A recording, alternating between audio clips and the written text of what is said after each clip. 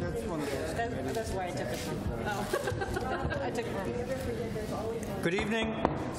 I call this meeting to order. This is the joint City Council and Downtown Development Authority meeting. The time is 7:30. The date is November 27th, 2017.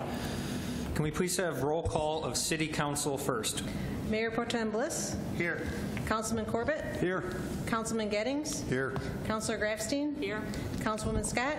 Here. Councilman Soltis. Here. Mayor Hartwell. I'm here. Will the clerk take roll for the Downtown Development Authority, please? Mr. Bustler. Ms. Charlevoix. Mayor Hartwell. I'm here. Mr. Yarbo. Here. Mr. Jen. Mr. Johnson. Mr. Keys. Mr. Myers. Here. Ms. Renshaw. Here. Mr. Shepard. Ms. Spreitzer. Ms. Valamasi. Here. Mr. Van Buren. Okay, I don't believe we have a quorum at Downtown Development Authority. If that changes, I'll recognize the members that come in. And so before we go to the business, I'd like to do meeting open to the public and first introduce our state representative, Jim Ellison, to give a special condolence resolution to the Swanson family. Good evening. Thank you, Mayor Hartwell. It's a pleasure to be here. I think this is my first time in front of you officially, and I want to congratulate the Councilman Bliss, Councilman Soltis, Councilor Grafstein, and Mayor Hartwell on getting your back up here in this powerful seat of government in the city of Madison Heights. I'm here tonight to honor a very good friend of mine and someone who you all know very well, and that's Ed Swanson. When I was the first elected mayor of Royal Oak in 2003, 14 years ago, Ed Swanson was one of the first people I met, and we would share ideas, and he's always just, glad handing you on the back, and he taught me the secret mayor's handshake. I'm not sure if you know that yet. Shh, be quiet. But Ed was a great guy. We'd sit down and we'd talk about what was going on in our cities, and particularly we spent a lot of time talking about automobiles, which was one of Ed's passions. But I thought it was appropriate that we honor Ed from the state level. And we had a resolution drawn up, and it basically, it's your standard resolution that tells how wonderful Ed was and all the wonderful things he did for the city of Madison Heights. But I think it's appropriate tonight that I come here and present this because he was also one of the people very responsible for keeping your tree lighting ceremony going. So I think it's fitting that the night of your tree lighting ceremony, I'm here to honor Ed Swanson. So I have this proclamation. I'm going to present it to, maybe I can just give it up to Mayor Hartwell, unless there's family members here. Would a member of the Swanson family be so kind to accept Mr. Ellison's proclamation? I'd be happy to. The proclamation is signed by myself, State Senator Vince Gregory, Lieutenant Governor Brian Kelly, and Governor Rick Snyder. So I, with great honor and humility and humbleness, I present to the Swanson family this small token of my appreciation and the state's appreciation for everything that Ed did for City of Madison Heights, Oakland County, and the state of Michigan. So, thank you very much. Thank you. Thank you.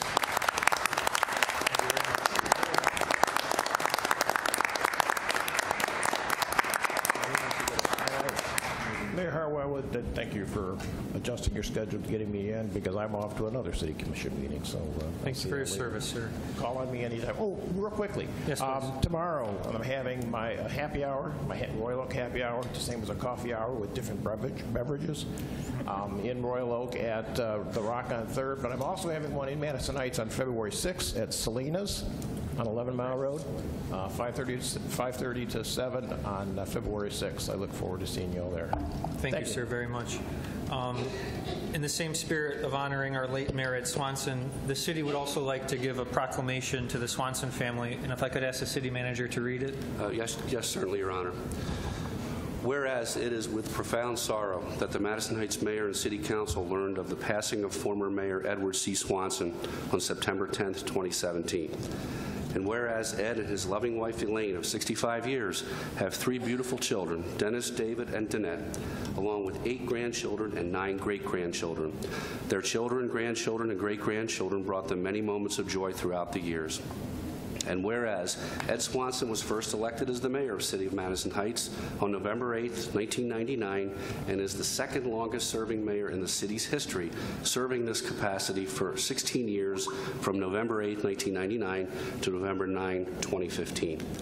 And whereas Ed's legacy is one of laughter, professionalism, pride in the city, and a sincere love for the people he served. Ed guided the City Council through the financial downturn of the Great Recession. Ed and his wife Elaine spearheaded the fundraising efforts to maintain the city's tree lighting ceremony and the Nature Center's fall open house, as well as sponsored both of these events to ensure the continuation of these cherished city activities. And whereas during Ed's tenure, the city had many accomplishments, including the expansion of the 43rd District Court, the remodeling of the library, the relocation of the city's war memorials, and the development of the Little House on Hales Youth Center program.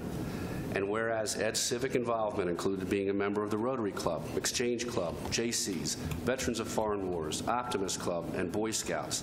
He sold newspapers for the Goodfellas and served as waiter at the annual Harvest Festival for the Intermediate Women's Club. And whereas Ed's public service was marked by his exemplary dedication to the best interests of the community as he worked tirelessly for the betterment of its economic, cultural, and aesthetic development, earning the admiration and high regard of those with whom he interacted. Now therefore be it resolved that the Mayor and Council of the City of Madison Heights do hereby extend the community's condolences to the family of Mayor Ed Swanson and hope that his consistent positivity, quick wit, and cheerfulness that he shared in his lifetime will comfort and console them. Be it further resolved that a copy of this resolution be presented to his family as a token of our sympathy and as a lasting tribute of love and respect. Will the Swanson family please accept this on the city's behalf? Should we stand up?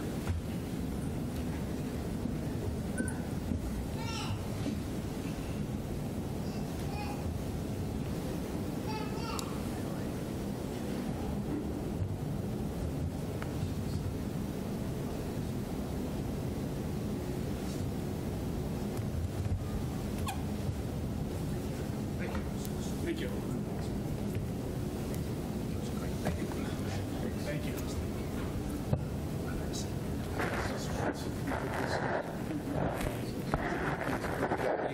Yes, sir.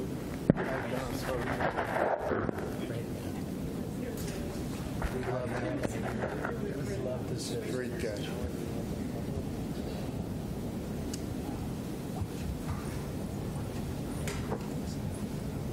I'm so sorry.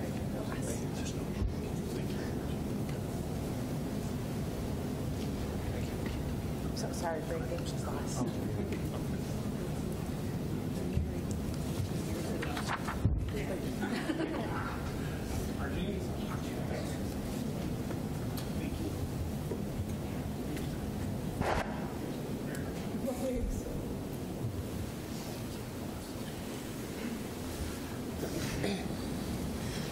Thank you so much. The meeting's still open to the public. This is the joint City Council / downtown development meeting, and the meeting's open to the public. If anyone would like to address the jointly held meeting of the City Council and the DDA. Good evening. Gloria Moore, 27360. Gloria Moore, 27368 Dartmouth. The south end of Madison Heights, between Lincoln and 10 Mile, has been a hard-hit area. We've got two expressways spewing out car exhaust all over them. The enlargement of I-75 is going to take out some houses, possibly losing green space, depending on what the courts say. Also, we have the closest thing to a welcome center from the south border is the Madison Park bowling alley, which I haven't seen anybody from here go visit. But anyway, that end has taken a lot of hard hits, and to have it converted all into industrial, that whole section, according to the map that was presented, that was all industrial. And with industrial, usually includes smokestacks. Now, there's some people subjecting to 2 smokestacks that's not functioning right now, which has become an art piece because it's just standing there. Now, I can't imagine anybody wanting to have a whole bunch of sooty smokestacks blowing smoke all over their houses, and they're not, and as far as I know, none of them is on the board. And the timing for the board's timing is set so early, I doubt if anybody, most working people would get up and get ready and go to work, and they wouldn't be available until the evening. Also,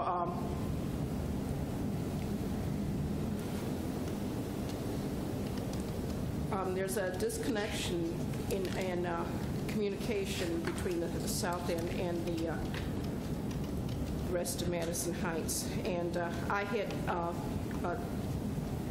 in about 2011 or 2012, had set a sampling survey on the counters on here at the City Hall, and for the people to take a look at, and so anyway, and I was promised later on that a survey would be put into the recreational brochure. Well, that never happened.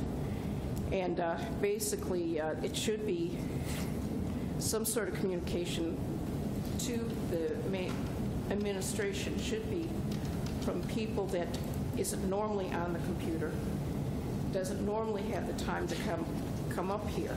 And there should be some sort of way of communicating.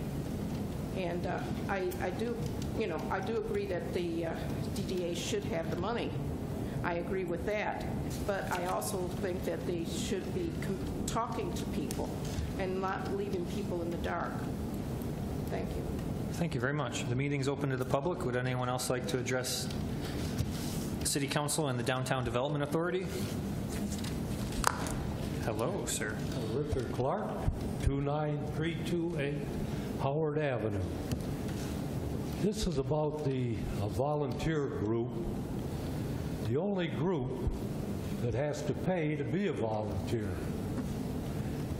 That amounts to between $2,000 and $3,000 that these men have to pay to volunteer at our city. Some of the duties of the Madison Heights Police Reserve: checking vacation homes, festival in the park, parade. As you see, we have a couple at the council meetings and other meetings here at City Hall. Subpoenas they deliver, down wire, signal lights, mandatory training. Just a few of the things that they do. At one time, we had approximately between 40 and 50 reserves. Now we're down to 18. With all that they do, the hours they put in, they're getting burned out. We need a few more reserves. Why? This puts more regular officers on the road. With these reserves doing these small, I don't know what you'd call it, the jobs that the regulars don't have to do. Also, in a small way, they help by doing that to put a couple of our officers into the special units in the county. All of you up there know, and you've said it when you were elected, that we need more public safety personnel. So what we have to do, this year we found $7,500 to let residents go swimming in the wave pool. Why couldn't some of that money been used to pay for the Reserve Academy, to take a little bit of the pressure off the money that the reserves have to pay? But let us make our city safe before we do anything else. Thank you.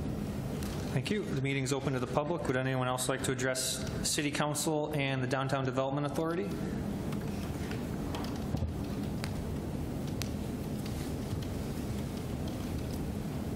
Good evening.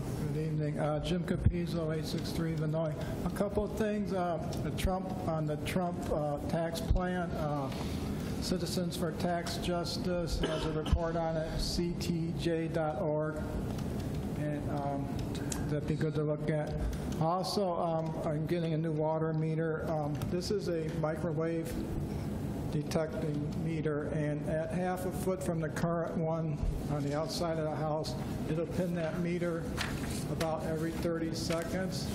I don't know why it has to go off every 30 seconds. They only need to read it once every 3 months.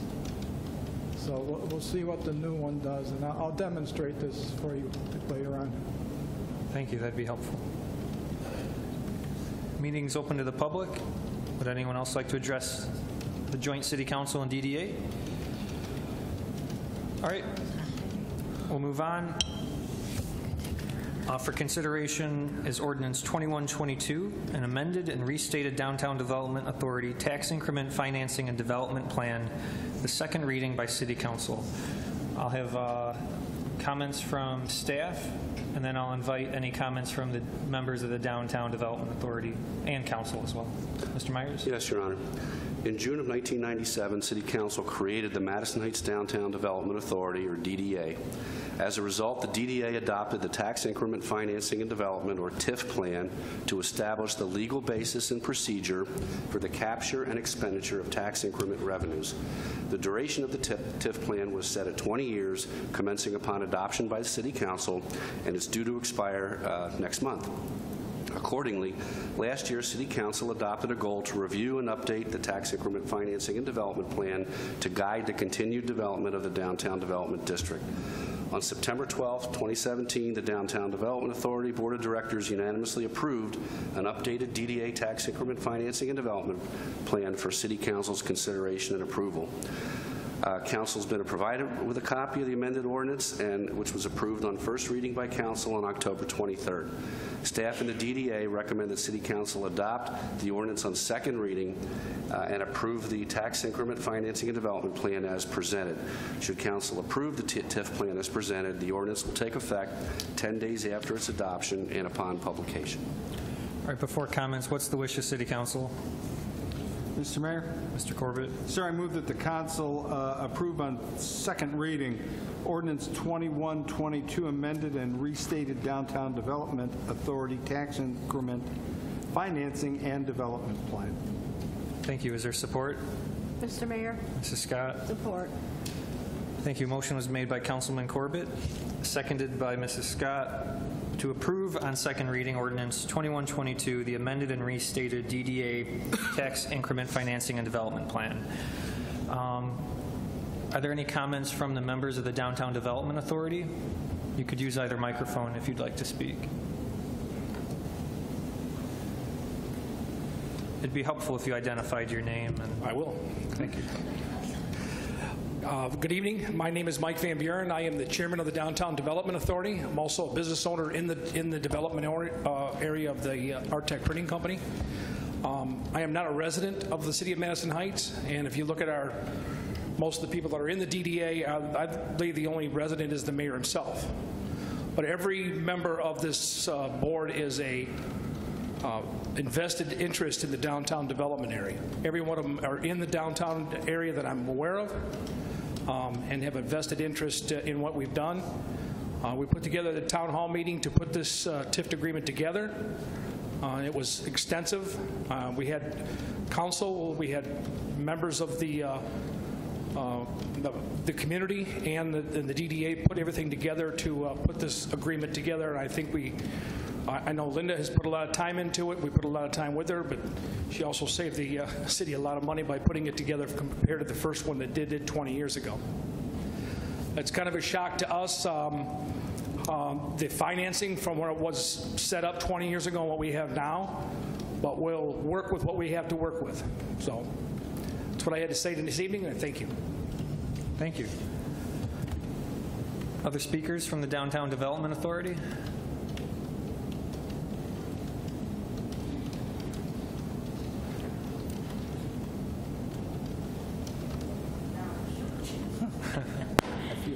Good evening, everyone. I'm Linnea Renshaw, also known as Miss Nene.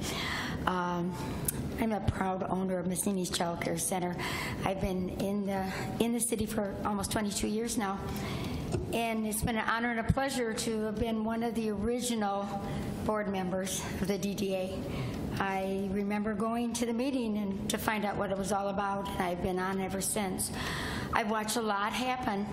I've watched a lot of growth, and I watched also during the recession, I watched things come tumbling down for a lot of us in my own business also. But we're starting to pick up. We're thriving again. City of Madison Heights has been wonderful to myself and a lot of the families that I watch over. There's still lots for us to do. If anybody ever needs to talk to anybody about what the DDA is doing or what we can do to help, please don't hesitate to ask any of us.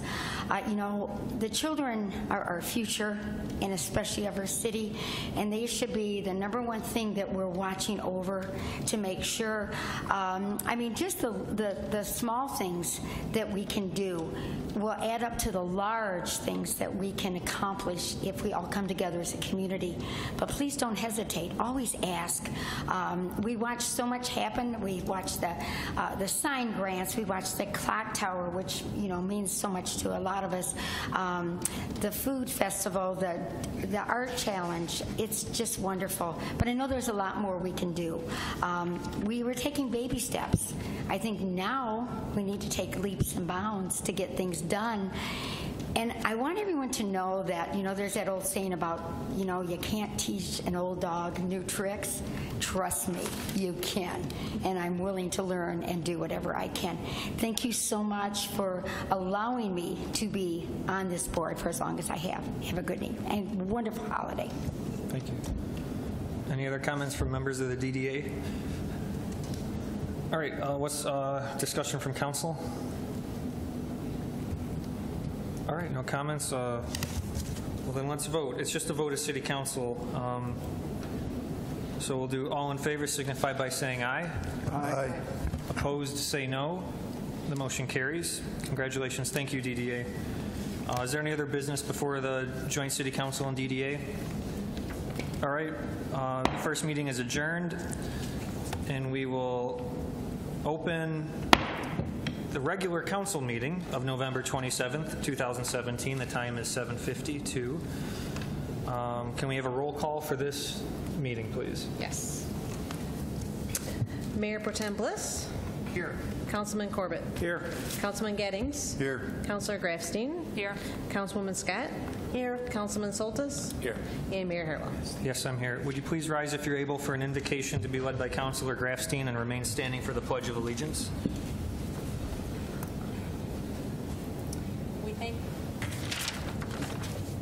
We thank God for having given us the opportunity to meet together here today, and we ask humbly for a blessing of our gathering. Brighten our eyes with greater understanding, enrich our hearts with compassion and courage, and again receive our gratitude for this opportunity of fellowship. Amen. Amen. I pledge allegiance to the flag of the United States of America and to the republic for which it stands, one nation, under God, indivisible, with liberty and justice for all. Thanks. Please be seated. Any additions or deletions to the agenda tonight? All right. Our agenda lists a presentation, the condolence resolution for the family of the late Mayor Ed Swanson. City Council handled that and presented that in the previous meeting, so we'll pass that right now. So that can bring us to meeting open to the public. Would anyone like to address the City Council? This is just the regular council meeting. Meeting is open to the public. Please come to the microphone now. Good evening. Gloria Moore, 27368 Dartmouth. Friends of the Madison Heights area senior citizens is having another third Tuesday public meeting, December 19th at 7 p.m. over at Wilkinson Middle School. Snacks and beverages are on us. Also, at this weekend, this Saturday, over at the New Beginnings General Baptist Church. There's a pancake breakfast that everyone's invited to from 8:30 until noon. Also, the fourth Reich? Fourth Reich? Yeah. The Fourth Reich Motorcycle Club is having an annual coat drive where they're gathering coats and giving them to people that want them. There's 4 dates on them, and unfortunately I misplaced my paper. But anyway, it's happening December. Thank you. Meeting is open to the public. Would anyone else like to address City Council?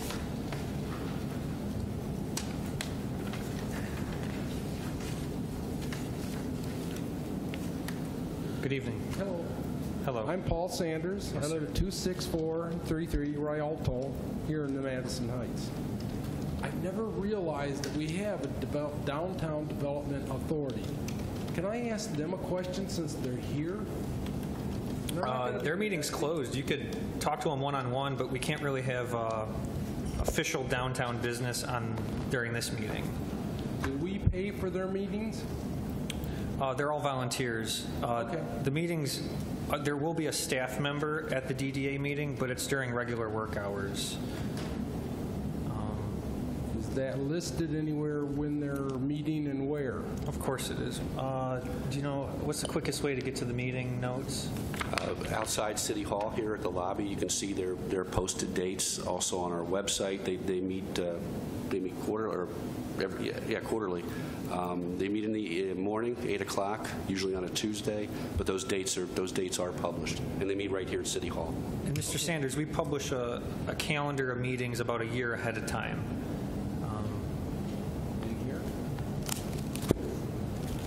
No.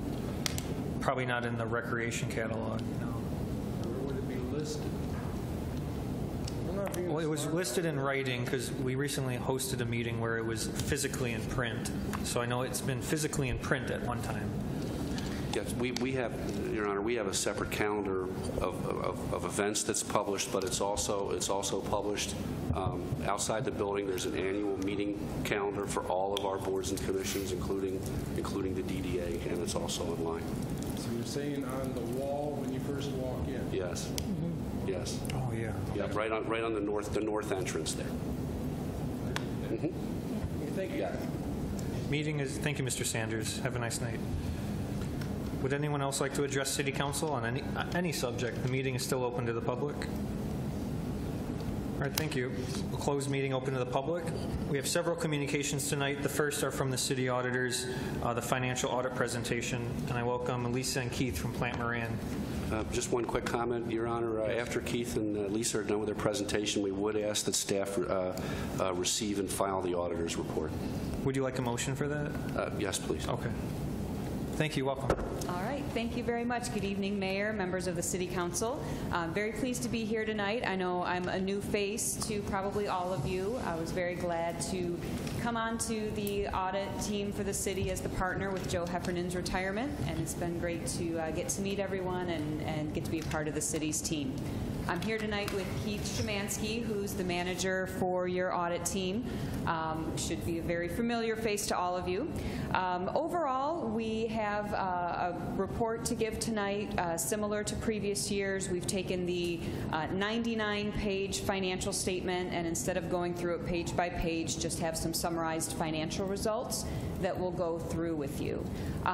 One thing just to mention off the bat, the one thing that we do want to point your attention to in the financial statement is our audit opinion.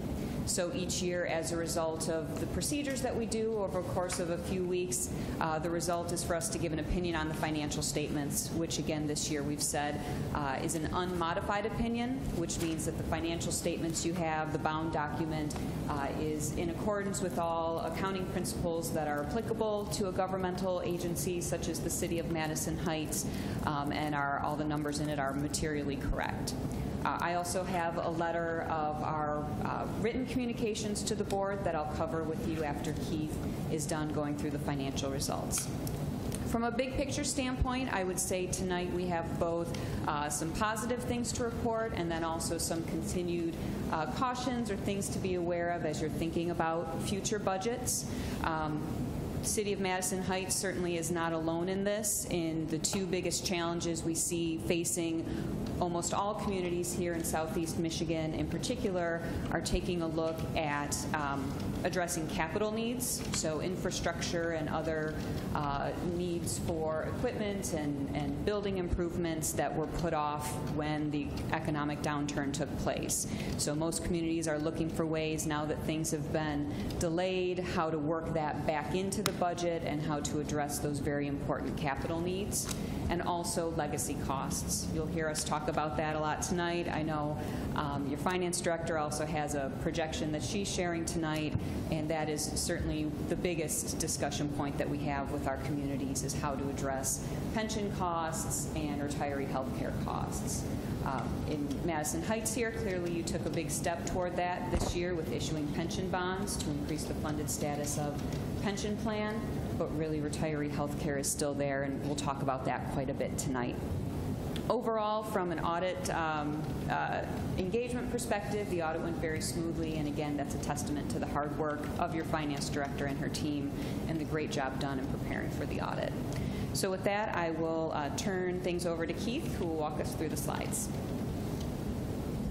Good evening. We've got a few slides that focus on a short-term basis, looking at the general fund performance for the last year compared to some previous years, followed by a couple slides looking at those long-term legacy costs, and then one slide looking at the current standing of the water and sewer fund. Slide number 1 begins with a 5-year comparison of general fund revenues. As is typical of most local units of government, property taxes are the largest individual source of revenue. For 2017, they made up about 60% of total general fund revenues. You can see that that number's been relatively flat at about $16.5 million for each of the last 5 years. Although it's far enough in history to have fallen off of this graph, I think it's still worth pointing out that 2009, the property tax revenue peaked at about $22.7 million. So in each of the 5 years we're presenting here, and most of the years since 2009, the city's brought in approximately $6 million less than they were bringing in at the peak property tax standing before the recession. So as a result, you'll see the impact that's had, and the fact that the city management, city council had to make some difficult decisions and essentially readjust the services they're providing and the expenditures to accommodate the decrease in revenues. There was a slight decrease in property tax revenue in 2017. That reflects the fact that some of the recent personal property tax reforms took full effect in 2017. However, those were offset by reimbursements from a new state agency, the Local Community Stabilization Authority. Those reimbursements for much of the lost personal property taxes are now included in the state and federal sources, which accounts for essentially the entire increase in that category. State shared revenue, the second largest source of revenue for the general fund, increased only about 6% from the previous year. Slide number 2, we look at a similar comparison for the general fund expenditures by category. Again, it's typical for public safety to be the largest individual category, and that's the case for Madison Heights as well. The $15.5 million spent on public safety over the last year represent a little bit more than half of the $29 million in total expenditures. It's also worth pointing out this slide, as well as the previous one, exclude the impact of the pension bonds, which were about $13 million. That both came into the general fund and left the general fund on its way to the pension trust in the last year. So for comparison purposes, in order to not blow out all of the 2017 numbers out of proportion, we've excluded that and noted it at the bottom of these slides. Their other major impact over the last year is the addition of the debt administration category that reflects the first year's principal and interest payments on the pension bonds that were issued during the year. All the other expenditure categories were relatively flat over the last year, with the exception of public safety, which increased slightly due to increases in wage expense, but the primary driver of that increase was the pension and retiree health care funding obligations. On the third slide, we put the revenues and expenditures for the last 6 years side by side. You can see for the previous 3 years, the revenues exceeded expenditures, and the city was able to add to its general fund balance. In 2017, there was a planned use of fund balance, and the fund balance did decrease by about $1.7 million as expenditures exceeded revenues for the year. However, you can note by comparing the two lines on the graph that the current unrestricted fund balance in the general fund does still exceed the minimum as stated by council policy. On the next slide, we switch gears and look at the funded status of the pension plans as of June 30th, 2017. The general employees plan received the $13 million of pension bond proceeds during the year, and as a result, that plan is essentially fully funded with just a very small net pension liability. The police and fire plan is typical of most governmental plans. Has been faced with some challenges of some actual results not quite meeting the actuarial assumptions, and also the need to update some assumptions in recent years that caused the liability to increase. So as a result, that plan has a net pension liability of about $36 million, which means it's funded at about 54%. However, it's still worth noting that each year the city receives an actuarial report that sets required contribution level that must be met and put into the trust as required by state law, and the city continues to meet those required obligations on an annual basis. The challenge will be that those contributions are likely to continue to increase on a yearly basis in order to make up for this deficit as a result of some past underperformance by the plan compared to assumptions.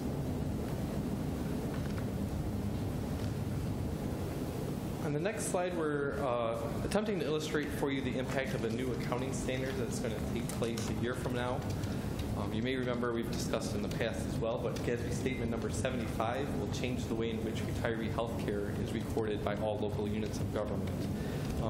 To date, the only obligation required to be reported is any shortfall in comparing the annual required contributions to the actual contributions made on a yearly basis.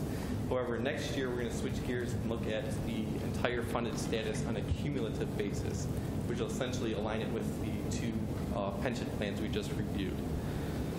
The two retiree health care plans are funded at about 26 and 31%. The police and fire retiree health care plan has a net OPEB obligation of about $47 million, and the general employees plan is underfunded by about $27 million. So we've taken the net position for the entire city, including all governmental funds on a long-term basis, and the water and sewer fund. Column number 1 illustrates the numbers that are in this year's audited financial statements as of the end of 2017. And column 2 shows what those numbers would have looked like if that new accounting standard were in effect at the end of this year instead of the end of next year. So you can see the biggest impact is on the unrestricted net position. We had approximately $72 million of these long-term underfunded obligations. To that deficit, it becomes a deficit of just over $100 million. That's largely offset by a small amount of restricted net position and the net investment in capital assets, which essentially tells you that you've had to prepay for your capital assets, your investments in infrastructure, buildings, and equipment used by the city. And the overall total net position will be a relatively small deficit of about $13 million at the end of next year. Finally, on slide number 6, we look at the performance of the water and sewer fund for the last 6 years. As is the case with every year shown here, the operating revenues for 2017 exceeded the operating expenditures. That's really needed on the basis the water and sewer fund uses in order to fund debt service and capital improvements, which are not included in the operating revenues and expenditures. You can see that for the most part, the cash and investments have increased over the period shown here, but we're relatively flat over the last year. And for the last several years, the unrestricted net position, which is another measure of the financial standing in the water and sewer fund, has been relatively flat and actually decreased slightly in 2017 to reflect the fact that some of these long-term accruals are impacting that unrestricted net position. While this fund remains in a very strong current and short-term financial standing, it is worth pointing out again, as Lisa mentioned, it faces some significant capital improvement needs over the coming years, as well as the need to fund its share of the pension and retiree health care plans. With that, I'll turn it back over to Lisa to wrap up our presentation, and then we'll be happy to take any questions. At this point, I will take us through the separate communication you would have received that has our written communications to the board, so a much thinner packet than the 100-page financial statement document. This is broken down into 3 sections, as is typical in previous years. In the first section, we're on page 2. Here's where we report any internal control matters that we note as a result of the audit. We're required to report these to you annually in writing. And really this year, we have one item here related to some adjusting journal entries that we noted through the course of our audit. This is fairly common in the course of a pretty exhaustive financial statement audit, that we might note 1 or 2 adjustments that need to be made. We presented those to your finance director for her agreement and approval, and those have been corrected in the financial statement document. But because we noted them in the course of our audit, we're required to report those to the City Council in writing. They did relate to matters that were particular to year-end adjustments, not anything that would be sort of in the day-to-day operations or anything on a recurring basis. So, but those are fully corrected in the financial statement document that you have in front of you. In the second section of our letter packet, this is the letter that discusses more on an overview. How did the audit go? Were there any big changes? Anything unusual that arose as a result of this year's audit? And really, this letter, I would say, is pretty straightforward. Not really anything unusual that cropped up or unexpected in the course of the audit. Things that we encountered were matters that were brought to our attention through the planning process and were addressed through the procedures we plan to do. Related to significant audit findings, as Keith mentioned, there was a new accounting standard that was effective this year related to retiree health care benefits and the disclosures that were made about the funded status of the retiree health care plans. So if you look in the financial statement, there's some new footnotes, some additional disclosures that talk about the changes in that retiree health care liability. So just trying to get more information about those plans into the financial statement document on an annual basis. Beyond that, we encountered no significant difficulties during the audit or any disagreements with management or any other significant findings that we'd want to bring to your attention. So again, overall, a very smooth audit process, as is typical. The last section we have, section 3, is any legislative items or informational items. I won't go through every single one of these this evening. Certainly would be happy to address them if you have any questions on them. From an overview perspective, starting on page 5, there are some items we've reported from the state's perspective on information they're gathering from local communities in terms of the annual F-65 filing and the chart of accounts. So those are in there for your information. We do repeat some information about the changes to retiree health care accounting that'll be effective next year, and repeat that slide that Keith presented on the impact of that to your financial statements, which again is significant to record that $72 million liability. But again, that's what we will be seeing at many communities, some of which have nothing that has been set aside for retiree health care and are looking at a 0% funded status. So while it will be a big impact, and to record that negative number, certainly you're not alone in that situation, and many communities will be struggling with that same, addressing that liability similarly. And then the last item to bring to your attention on page 6, maybe a little bit of somewhat good news on revenue sharing. While this has definitely stabilized, I would say, over the last few years, certainly not any significant increases that we've seen to state shared revenue, but there is a slight increase expected through the state's budget to state shared revenue for 2018. So hopefully that will come to fruition and at least have a little bit of an increase in that significant revenue item. Really, that is everything that we have to present. Again, it's our pleasure to serve as auditors for the city, and we'd be happy to answer any questions you might have on our presentation or the letters that we provided. Thank you very much. Before any council comments or questions, can I please have the motion to receive and file the auditor's report? Mr. Mayor? Mr. Corbett? Sir, I move to receive and file the report. Thank you. Is there a second? Mr. Mayor? Mr. Soltis? Second.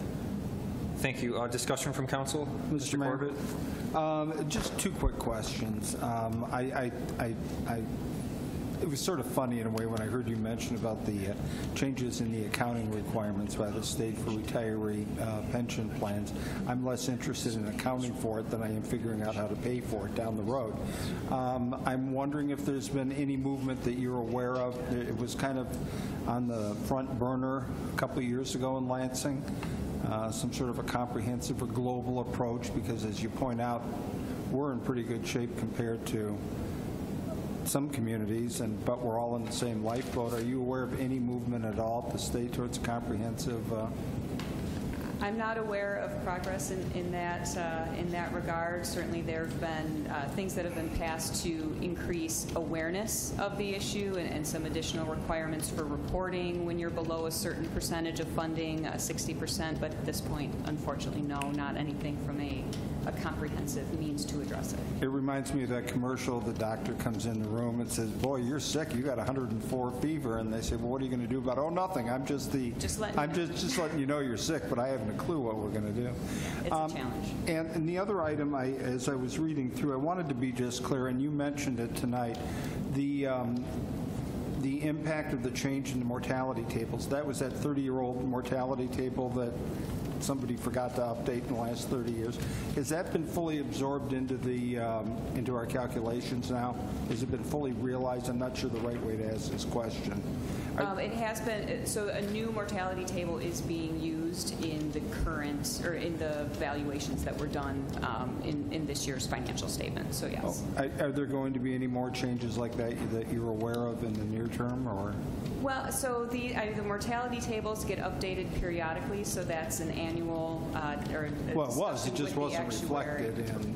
Yeah. Right. Yeah. So making sure that those assumptions are updated and are using what's most appropriate for the city of Madison Heights is an important discussion each year with your actuary as things evolve. Yeah, but all of the assumptions. Yes. Thank you very much. You guys have been a real over the years. Joe before you, and Mark before him, I guess, and you've been very helpful and very patient. I know myself as one member of council when I've called up for explanations, and it just, you guys working in tandem with what I think is an excellent financial team in-house. It's made it a lot easier for me. But thank you very much. That's all, sir. Thank you, sir. Any other council discussion? Mr. Mayor? Please. I have a few questions on the slides, but I don't know if I should wait until the deputy city manager talks about, she's giving a report as well? Or is these two different topics? Your Honor, yes, we're going to be giving a 25-minute presentation on the financial forecast shortly, but I don't know if what you're referring to would be covered in the forecast. So. This stuff is real complicated. I mean, it's obvious, right? I mean, I have a graduate degree, and it's still hard for me to get through it. So I just had a couple questions on some of the slides. Maybe you can go in a little more depth or kind of talk about it. Like on slide 2, the debt administration, 2017, there's $1.4 million. Can you go into why it's been 0 and then up to 2017 it's 1.4? So that is the first debt service payment that was due on the new pension bonds. So debt service meaning? So the principal and interest payment on the bonds themselves. And then slide number 3, 2017 as well as 2013, our expenditures exceeded our revenues, and it's about $1.9 million for 2017. Is that what you were talking about as public safety? Is that the discrepancy, or? So that was the category that had the biggest increase. Was there any other particular standout items that you can think of? That might be one that Melissa can comment on more easily than I off the top of my head. That actually was a planned use of fund balance. We actually ended up spending less fund balance than we had budgeted. And one of the main things was City Council did a mid-year budget amendment, which you'll hear about in the financial forecast, to fund our OPEB contributions for this past year. So we did meet our actuarial contributions for that. So that was a budget amendment that was approved.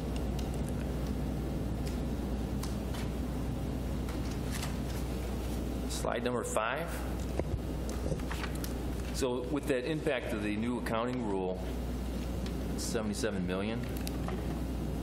Can you explain that a little bit more? Because I was a little fuzzy on that. Yeah, so current standards related to retiree health care and how you account for it, and this doesn't impact your general fund and any special revenue funds and how you budget on a regular basis. This is specific to the financial statements that are accounted for. The term is on a full accrual basis, but it really is more like a for-profit corporation where we record long-term liabilities, long-term assets, capital assets. So it's a different basis of accounting and not what you're typically using on a day-to-day basis. So this is very much accounting rule driven. But under current standards, when we look at your retiree health care and how you're funding that liability, in a particular given year, if the actuary were to tell you you have to put in $2 million in order to get to a fully funded status eventually over many years, if you only put in $500,000, you would record a liability of $1.5 million. So it just takes it on a year-by-year basis, seeing how you're meeting those annual contributions. The new standards look at what is the funded status of the plan at the end of the year. So let's look at the total liability for retiree health care, and what is the actuarial determined value of the assets that you've set aside. So this is looking at the plan as a whole. And so in that standpoint, if you're about 25% funded, that's where that $72 million liability comes from. It's just looking purely at the whole liability compared to what you've got set aside. So this is similar to how pensions are accounted for as of recent years, and it brings that accounting in line with it. So just the funded status of the plan, the liability gets recorded on a full accrual basis. One last question. Oh, I'm sorry. If I could add an analogy I found helpful. If you look at the retiree health care as a mortgage, to date we've only been measuring whether or not you're making your monthly principal payments. Now we're looking at the entire amount left outstanding in the mortgage. So if for 10 years you've made all the required payments, you have no liability to date. However, you may still owe $75,000 on your mortgage. This number that we're recording next year is the amount left, or the underfunded portion of retiree health care. One last question, if I may. Please. So slide number 6. Again, I'm just looking at this from a public point of view, and if you're looking at this chart, our operating revenues always exceed the expenditures, the operating expenses in water and sewer. Is there something, can you, maybe this might be more for the deputy manager, but as a public looking at this chart, you're seeing that it exceeds. Why? There are some cash outflows that need to be funded by operations, and there's a need for the revenues to exceed the expenditures when looking at just operations. Those include annual debt service payments and some of the countywide drain obligations, of which the city has been forced to be a part of, as well as some of the other long-term obligations, such as pension and retiree health care. So you can see that while each year the operating revenues exceeded expenditures by a significant basis, the unrestricted net position in particular, the solid black line, has really not changed much over the last 4 years, and it actually decreased over the last year. Your Honor, and these numbers don't include capital expenditures. Yeah. These numbers, Councilman, don't include capital outlay expenditures, which are significant in the water and sewer fund. Right. All right, that makes sense. Thank you. Any other comments from City Council? All right, a motion was made by Councilman Corbett, seconded by Councilman Soltis to receive and file the auditor's report. All in favor signify by saying aye. Aye. Opposed say no. The motion carries. Thank you very much for the help tonight. Thank you very much. All right, we have another communication tonight. It's from the Road Commission of Oakland County. It's the winter maintenance agreement. Mr. Myers, do you have a report? Yes, I do, Your Honor. Provided for council's consideration is the agreement with Oakland County for the city to provide winter maintenance on 14 Mile from Campbell to DeQuinder, John R. from 14 Mile to the Red Run Drain, and 12 Mile from DeQuinder to Campbell. This contract allows $6,515 per mile of 4 or 5 lane road and $8,035 per mile of 6 lane road. The total amount of the contract is $38,232, which reflects a 2% increase received from the county compared to last year.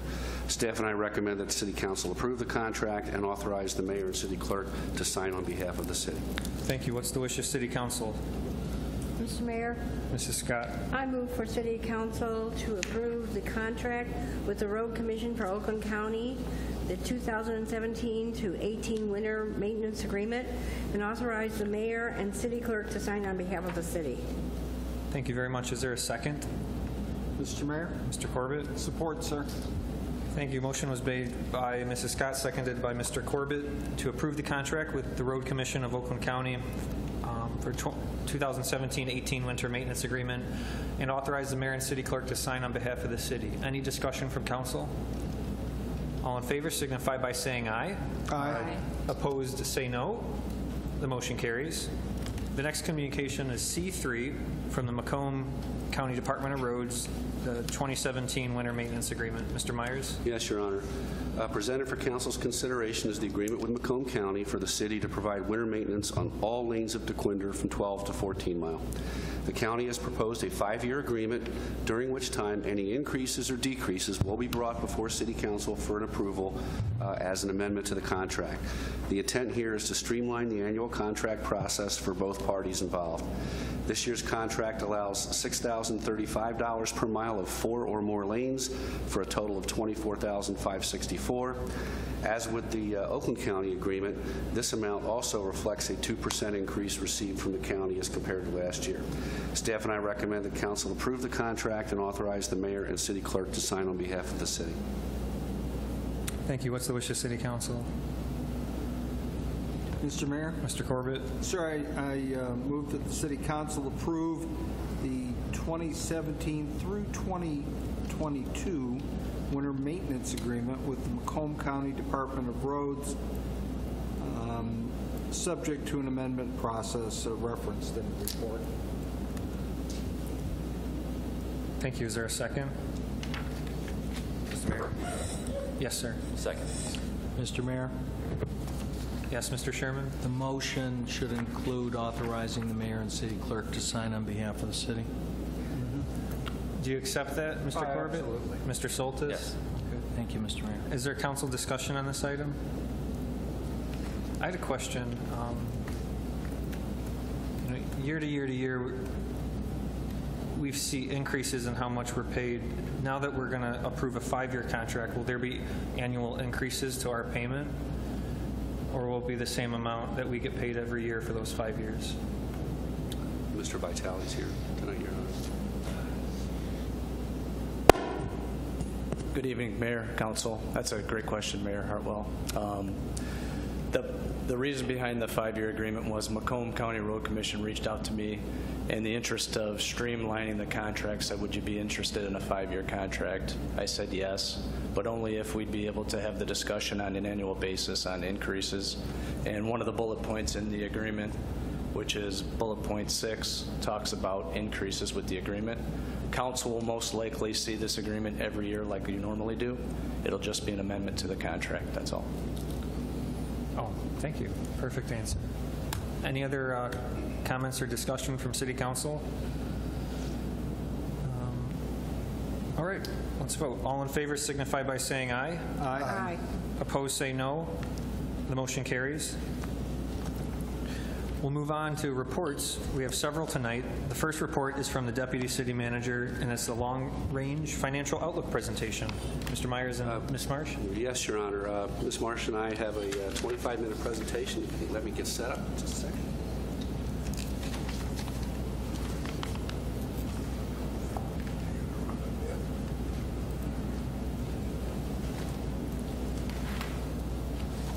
Thank you, Your Honor. Before we get started, I do want to mention that there is no council action being requested tonight.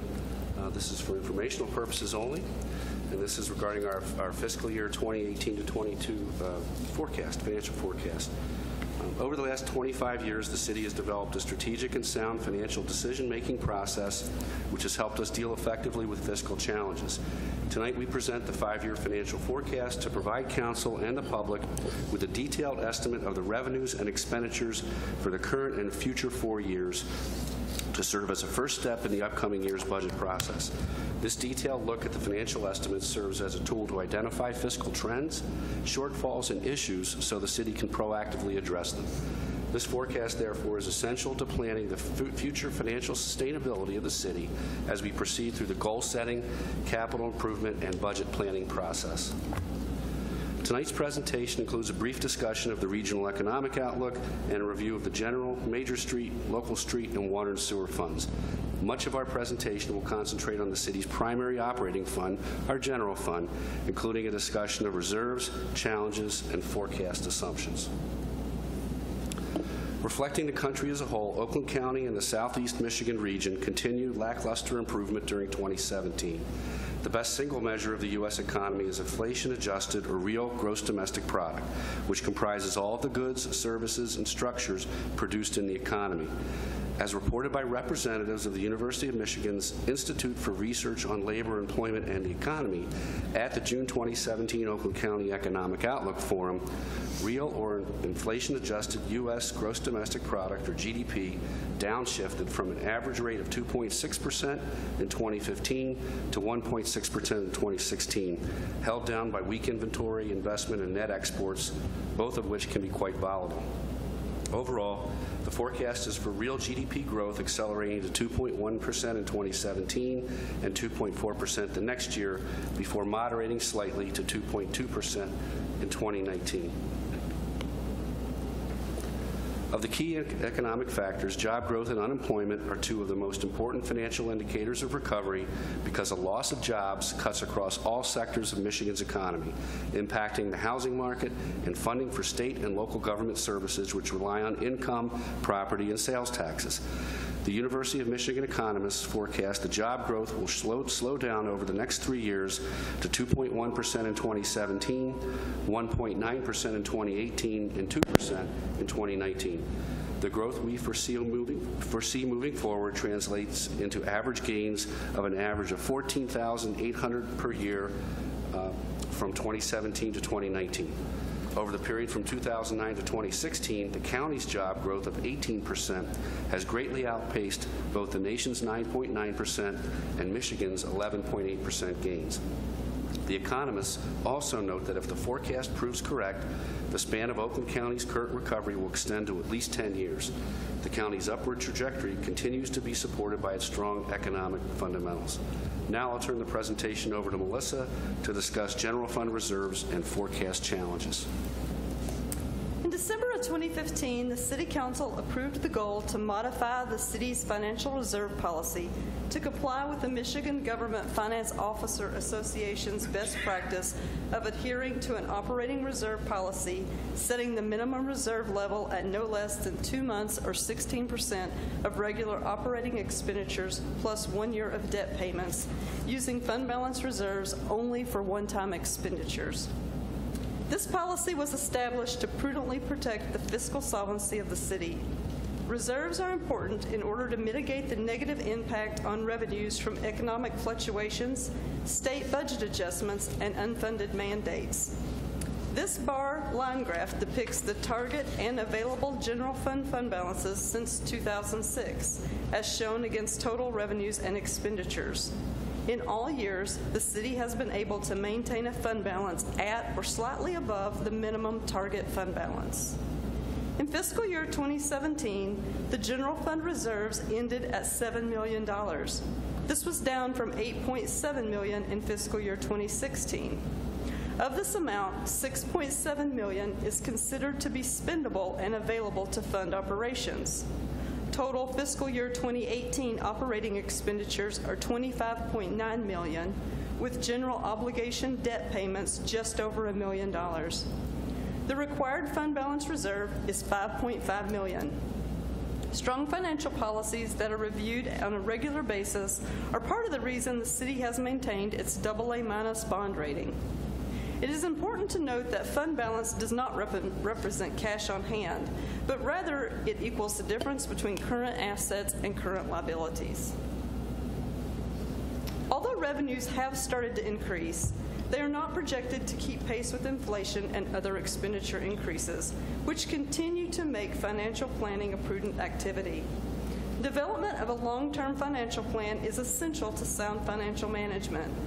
The plan is not able to predict the certainty of the city's fiscal future, but rather will serve as a tool to highlight significant issues or problems that must be addressed if the city's goal of maintaining fiscal health and sustainability over the long term is to be achieved.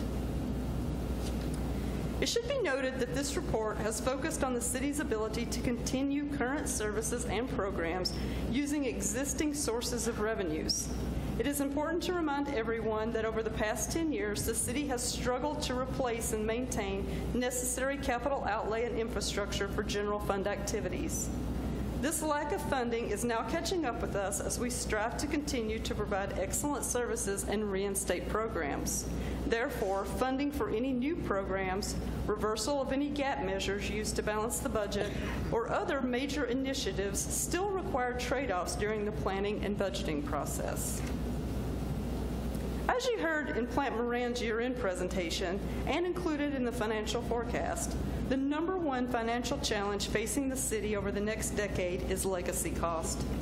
Legacy costs are the cost of pension and retiree health care for employees after they leave the service of the city. Each benefit has a unique set of issues, as we will discuss in the next slide. For the city, this liability, when fully implemented, will cause the city to have a negative net position. In other words, the liability will drastically exceed all of the city's assets, including those that can never be sold to pay for this liability. So what steps are being taken to address this problem? 10 years ago, City Council approved the establishment of retiree health care trusts, and since that time, we have funded $28.6 million into 2 trusts for retiree health care. However, this pales in comparison to the amount needed, which is actuarially calculated to be $98.6 million. In fiscal year 2015 and 16, the city was not able to fully fund the recommended annual calculated contribution for retiree health care benefits.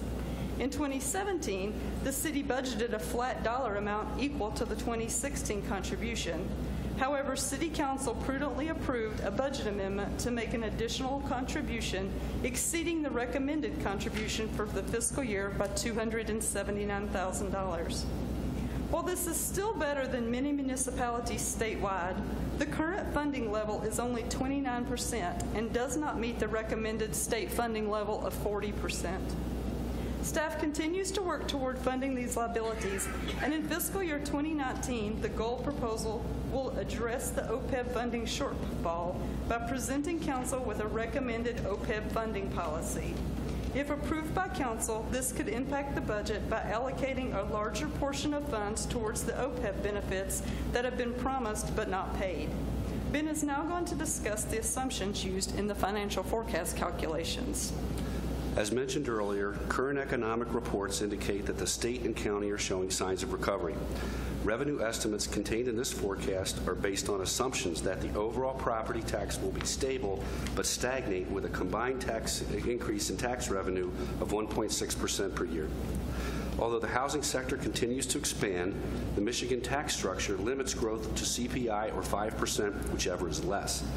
The State Tax Commission's inflation rate multiplier has been calculated to be 2.1% for 2017, which is tax year 2018.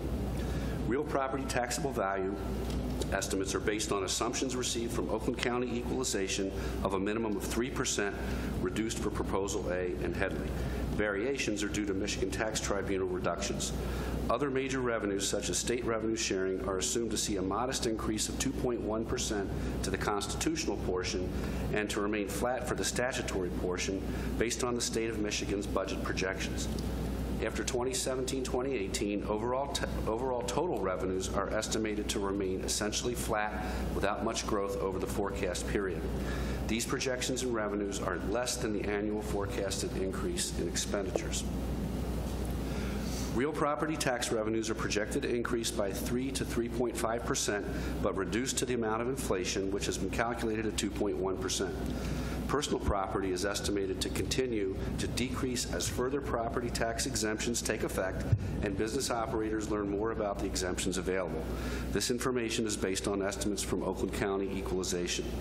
It's important to note that in Michigan, taxable value is approximately 50% of the property's fair market value in the year following the date of the transfer, as adjusted for inflation in accordance with Proposal A, which limits future increases to 5% or the rate of inflation, whichever is lower, for each individual property.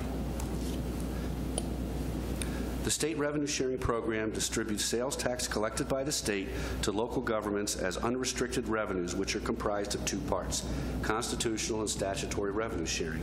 In addition, the Act authorizes the appropriation and distribution of state general fund general purpose revenues when local governments qualify for certain supplemental payments. The forecast includes a 2.1% increase in the constitutional part of this payment, status quo for the statutory part, and a 2.1% increase in the new supplemental payment for fiscal 2019 and the following 3 years. We're unsure if we will be receiving this supplemental payment of an additional $24,000 in future years, but the forecast assumes that the city continues to meet all the requirements to achieve 100% of our funding. These requirements now include a citizen's guide, performance dashboard, debt service, and projected budget report. Other significant general fund revenue assumptions include court revenues, which are tracking with fiscal 2017 actuals and are forecasted to remain steady at fiscal 2018 levels. Miscellaneous revenues are conservatively assumed to be stagnant at the fiscal 2018 budget level during the forecasted years. Miscellaneous revenues include revenues such as cable television franchise fees and interest income, as well as one-time items. Business license revenues are anticipated to increase based on historical collections for occupational license and continued high collection and enforcement of business licenses. Expenditures in the forecast are estimated to be $27.3 to $28.2 million for fiscal year 2018 through 2022.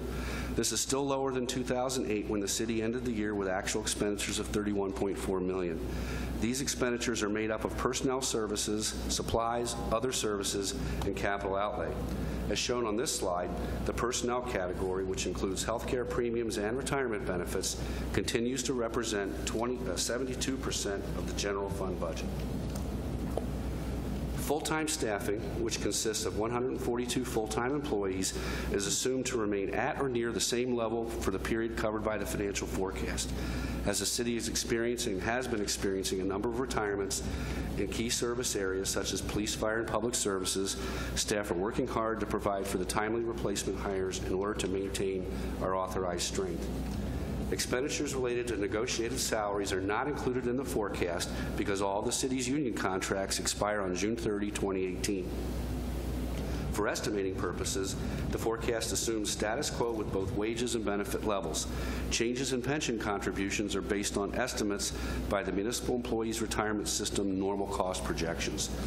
These projections are dependent on market returns and actuarial assumptions, but are forecast to increase from $216,000 in fiscal 2019 to $346,000 in fiscal 2022. Because of the volatility of healthcare costs, the forecast assumes healthcare rate increases in excess of inflation.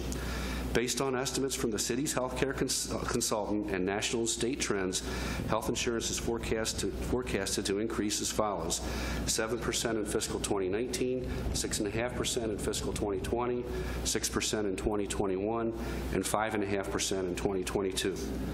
The city is hopeful that the positive results from the implementation of the My Life Employee Health and Wellness Center continue into future years. This center opened in January of 2015, and first and second year results show a savings of almost $30,000 per year. We have also seen a direct impact on our weekly health insurance cost. The My Life Wellness Center is a relatively new concept of delivering primary health care to employees in a center dedicated to them, offering zero copays and deductibles as a supplemental and voluntary alternative to using traditional insurance benefits. The city has partnered with 2 other self-insured municipalities, Ferndale and Royal Oak, in this groundbreaking and innovative endeavor, and in fiscal 2018, we're pleased to welcome 2 more municipal partners, Hazel Park and Oak Park. Other major expenditures included in the budget include contracted services. This category includes services for things such as auditing, solid waste collection and disposal, assessing, and information technology services. In April 2016, Council approved a third 3-year contract with Oakland County for equalization services, which will include a 3% increase in cost per parcel. This amount will then remain fixed through fiscal 2019.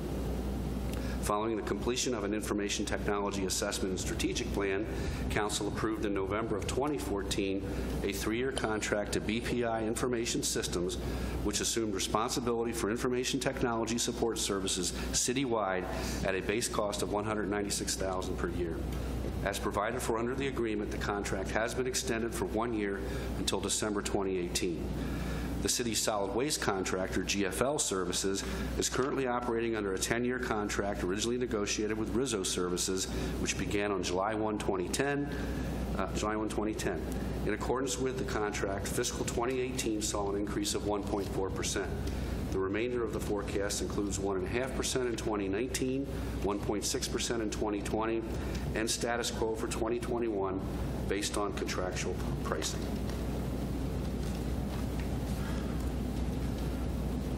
As a result of dedicated millages, the city continues to make some progress with the preservation of 4 major asset classes, including vehicles in the general fund, improvements to the senior center and library, water main and sanitary sewers in the water and sewer fund, and street-related rehabilitation projects in the local street fund.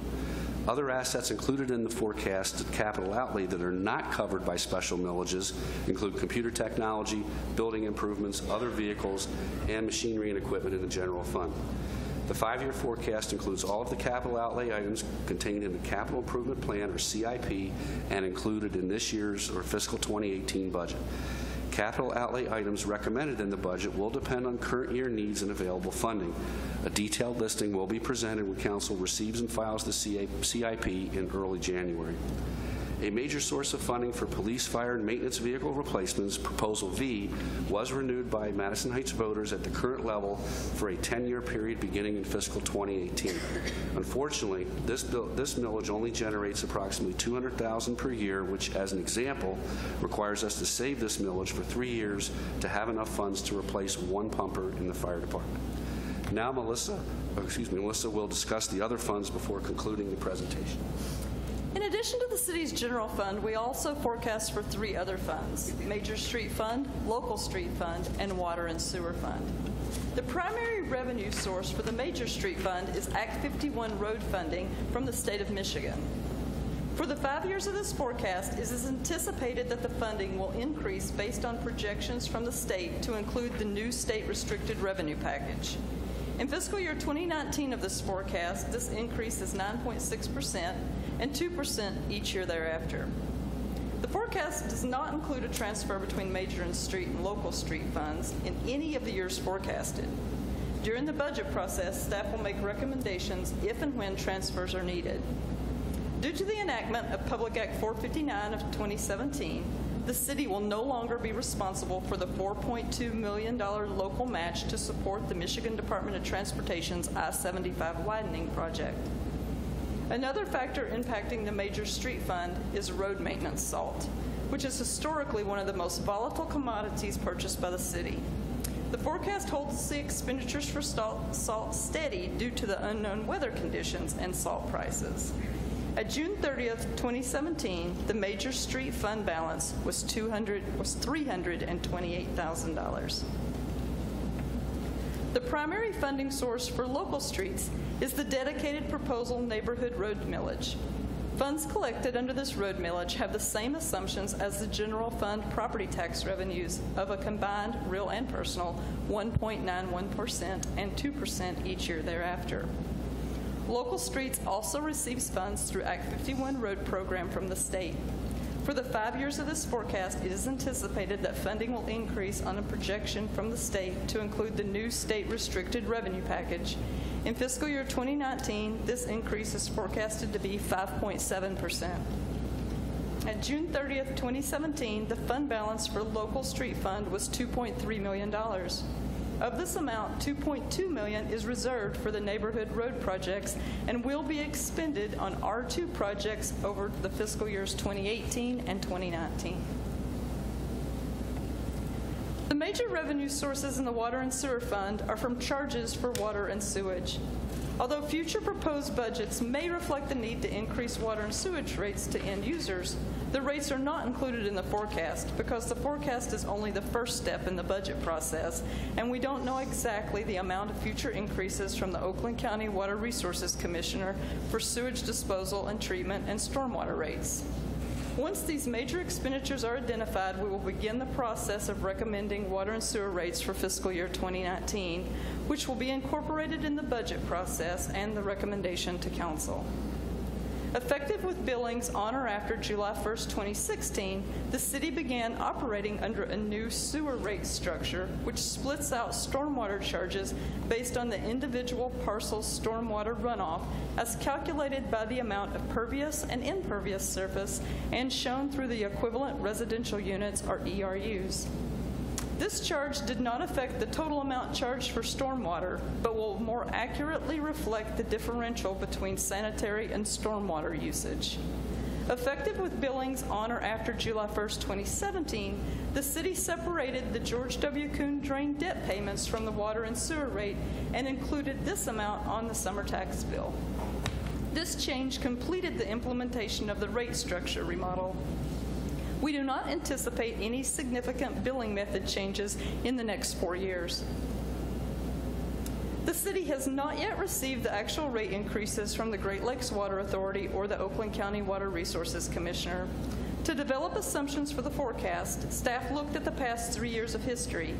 Based on this review, the forecast assumes an increase of 2% per year for each of the forecasted years for stormwater charges, and 5% for sewer treatment and 6.6% for water. The water and sewer fund structure has ensured that adequate funding is available to proactively address water main replacements in the upcoming 4 years in coordination with the road improvement projects and in accordance with the continuation of the residential road millage. Future infrastructure needs continue to include the evaluation and replacement of the city's residential water meters, which were purchased in 1995 and are nearing the end of their service life. The replacement of these meters is in the forecast as the project started in the current fiscal year with Districts 1 and 2. At the last council meeting, City Council approved the acceleration of District 3, which is located between 12 Mile and 13 Mile, to move it from fiscal year 2019 to 2018. The forecast shows this expense for District 3 in fiscal year 2018 and District 9, which is the commercial accounts, in fiscal year 2019. Without any changes to revenues and expenditures, the cash position will be an estimated $760,000 at the end of the forecast period.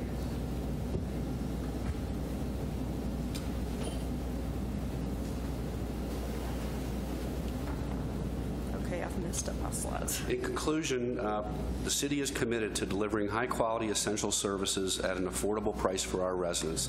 We're dealing head-on with the current financial situation, and council staff and other city leaders will continue to find new ways to provide the highest priority services smarter, cheaper, and better. In addition to this presentation, the city has also compiled a financial forecast report which contains a lot more detailed information.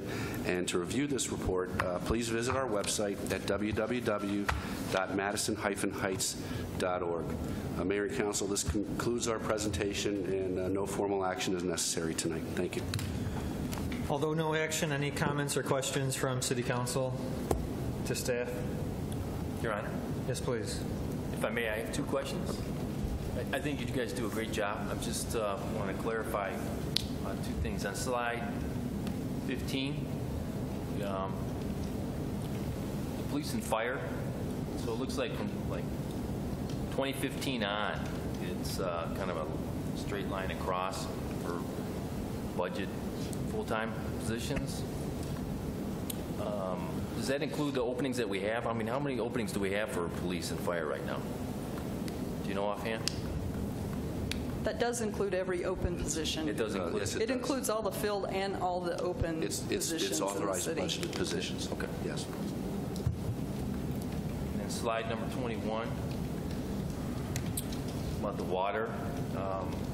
What is, if you know off the top of your head, the water delinquency? What's our total delinquency rate in terms of money? I've looked that up several times, but I don't know off the top of my head. Isn't it close over 700,000 or something? I really don't know. That sounds about right, but I'm not sure enough to say yes. This would include that, though. I mean, it's important to note when we send that delinquent to Oakland County pays that debt to the city. That doesn't, so that is included in the revenues here.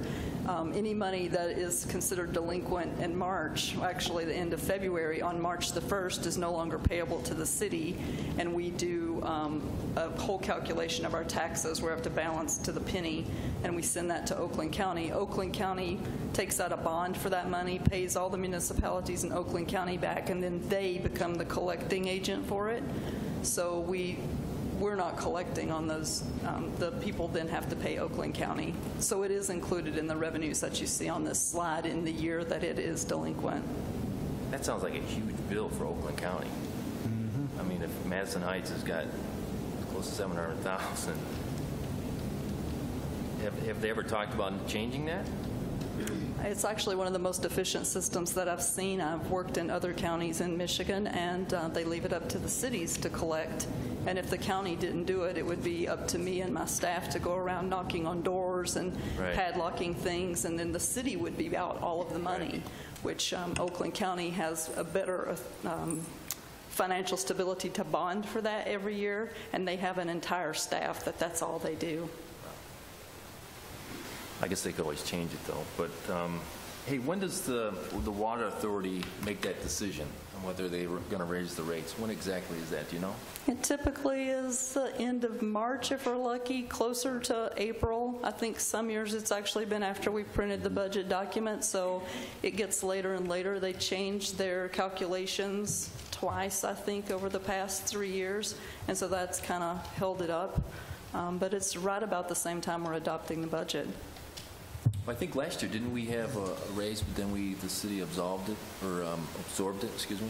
We've actually done that for the past 2 years. We've gotten a rate increase almost every year that I know of, but we changed our rate structure, as I talked briefly about, and we actually reduced the rates to Madison Heights residents, I think, over the past 3 years. The past 2 years, we pulled out the stormwater rate, and we reduced the sewer rate significantly. And the year that we're in today, we removed the debt payment, and we again reduced the rates. One last question, if I can, to follow up on that one question about the 700,000, whatever you want to call it. But is that just water, or is that the sewer cost with it? That's water and sewer. That's everything that would be on your water bill. That's just the amount of the utility bills that are outstanding as of a particular day, depending on which district you're in the city. Okay. Thank you. You're welcome. Other comments from City Council? Mr. Mayor? Yes, please. Just a comment for Councilman Soltis. Don't forget, though, that the county can collect via lien method against the property eventually. Well, they do after them, not to interrupt, but after 3 years, if you're not on a payment plan and you're not going and fulfilling what you told the county that you would do, they do have the right to foreclose, tax foreclose on your property, and they have a division that handles that completely. The city doesn't have to worry about that either, so they will eventually auction off the home for taxes due, and the taxes due do include the liens that the city has, including water. My point being, the county never forgets, so they will, someday they'll get their money. Right. Your Honor, real quick, so do we have a number of how many houses are foreclosed because of that? It varies depending on the year, I think. Can we get maybe just a small report on that? See how many, please? Your Honor, Councilman, you want a current snapshot, or do you want us Yeah, to go just a back current. like for the last couple of years? Yeah, Or? yeah, a couple years, please. I'm just. Thank you. Sorry. So if we made no changes to our expenditures, no new programs, do we have enough revenue to meet our current expenditures next year? Or are we going to have to make cuts? If you added nothing to the budget and we had no increases, no wage increases or anything else, we're fine for next year's status quo, but that's not reality. So, I mean, Well, what's reality? inflation alone.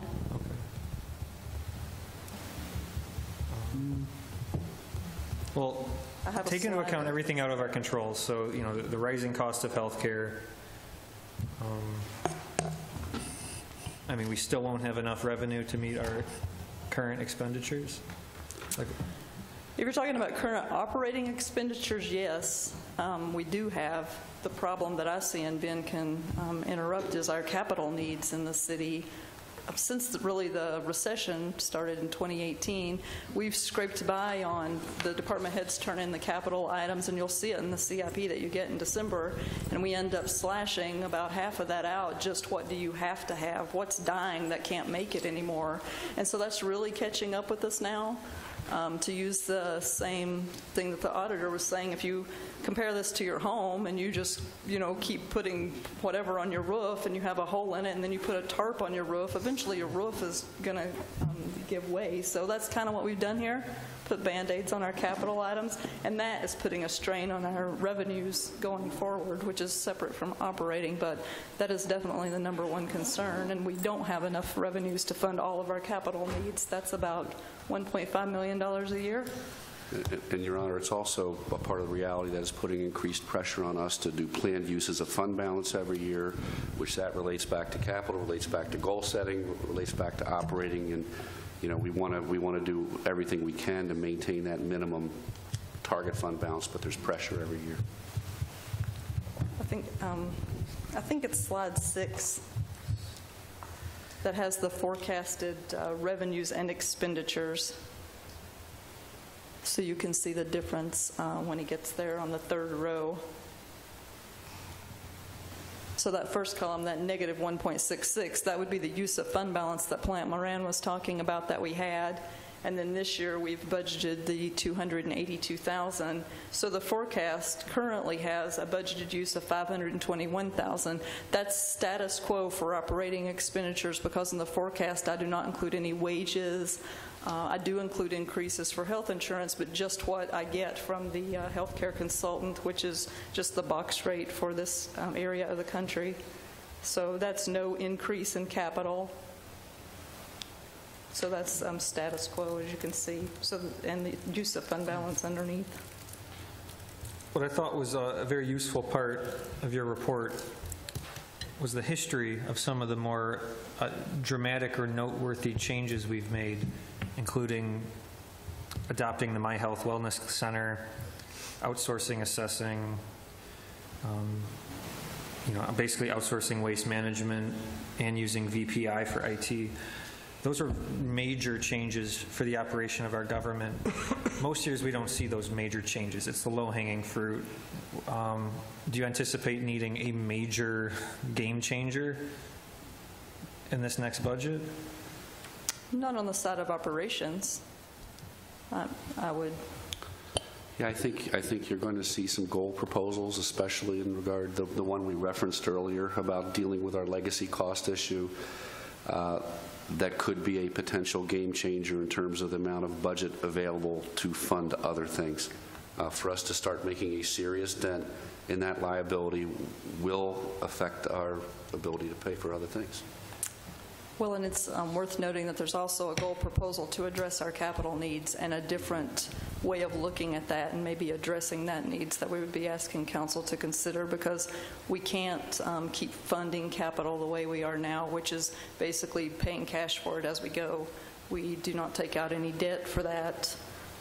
We never lease anything. So as you can see, and we talked about it briefly in here, but I think it kind of got glazed over because we give you so much information in this, is our proposal V millage only brings in $200,000 a year.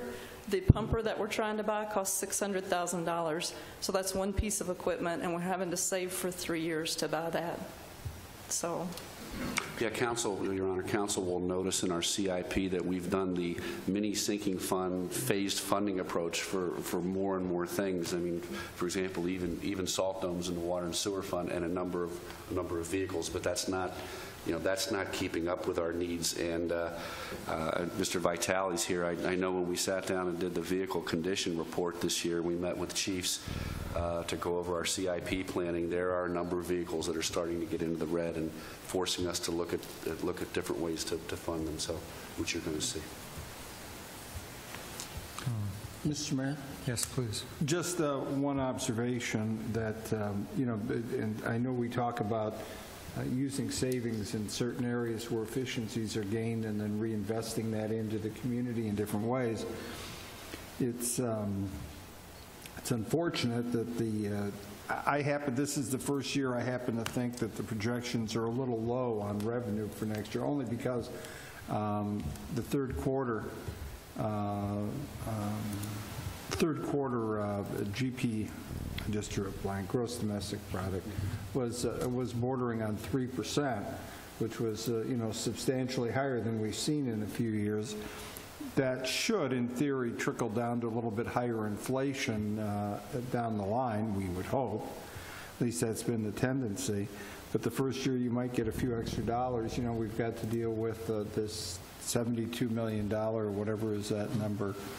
I just, after the first $5 million, my eyes start to gloss over a little bit. But I think the public needs to understand we've taken a bite out of that long-term legacy cost, but it remains the 600-pound gorilla in the room. That's a thing which could serve as a significant anchor on our growth and development looking down the road. So I know it's a full-time occupation of Melissa and her staff, and I'm grateful for their work on it. I had a conversation you may have heard earlier with the auditor. I talked about the 30-year-old mortality table. What had happened, the long and the short of it is that every year we get a number from the auditors or whoever it is that says, for your retirees, we expect that they will live an average X number of years. They'll need X number of benefits over however many years, and therefore you need to put this amount away every year or this year. They were using mortality tables, I think it was the late 70s, which sort of implied that health and life expectancy hadn't improved over the last 30 or 40 years, which we know is not true. So anyway, thank you very much. I appreciated the report. It's always very comprehensive. Thank you, sir. Any other comments from City Council? Your Honor? Yes, sir. I just want to comment because I'm hearing a lot more negative tones than most of the recent years, at least, and the numbers don't seem to reflect that. I mean, I do understand some of the capital costs and new equipment, but we've replaced several vehicles over the past few years, even some upwards of I think $700,000. I mean, we're like hundreds of thousands of dollars in vehicles. And after the flood, we received insurance payouts that replaced quite a few more vehicles. So I just want to keep the perspective. I do understand that we we have challenges. Every municipality has challenges.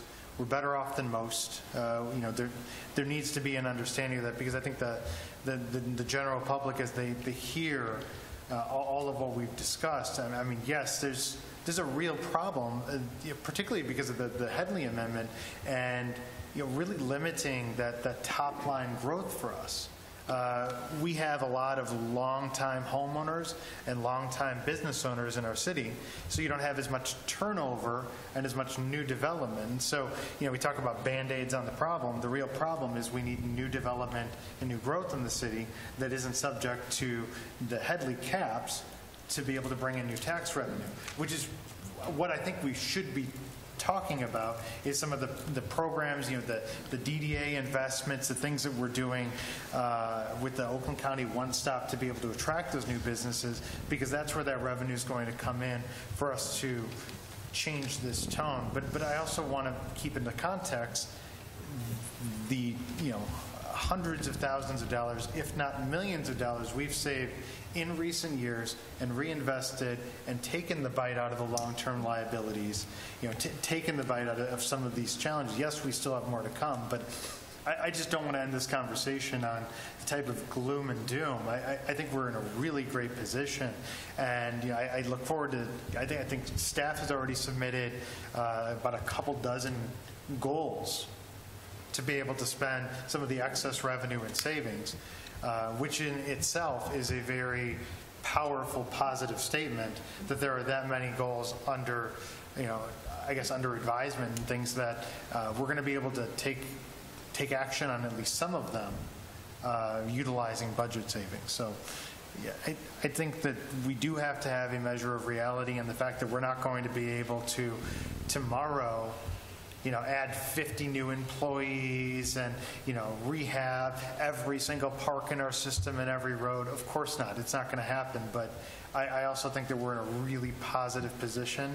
And I don't think that, it's a measure of everybody stop and pat themselves on the back. But I also think that when we talk about things like replacing vehicles, we've done a lot of that. We need to do a lot more of it, but we've done it very effectively over at least the past 4 years that I've been on council, and I look forward to us continuing to do that. Yeah, that's a good point. For total taxable value, very modest growth year to year to year. How do we come up with that estimate of growth? I actually communicate with Oakland County Equalization, who did a study on all of our sales and all of the anticipated new growths. They even took into consideration the special approvals that council did for the hotels and anything that we could anticipate on the horizon, and they came up with about a 3% increase. However, they have already set the inflation rate for my next tax year. So for December 31st, 2017, which would be this upcoming summer, and that's 2.1. So just to remind the residents, Proposal A in Headley says that tax revenue for the city cannot increase more than the rate of inflation, or 5%. That's not the rate of inflation as we might see it as individuals. That's the rate of inflation as calculated by the State Tax Commission, and that is 2.1%. So that is what we've anticipated the increase on real property to be. Commercial personal property is still going down, and as more owners of businesses realize the personal property tax exemptions that they can file for, that continues to go down. We are getting reimbursed from that through the state of Michigan, but that dollar amount isn't determined by us, it's determined by the state, and we get that check at the end of November each year. Do we track the number of single-family homes that are uncapped on an annual basis, meaning a new owner not related to the previous owner?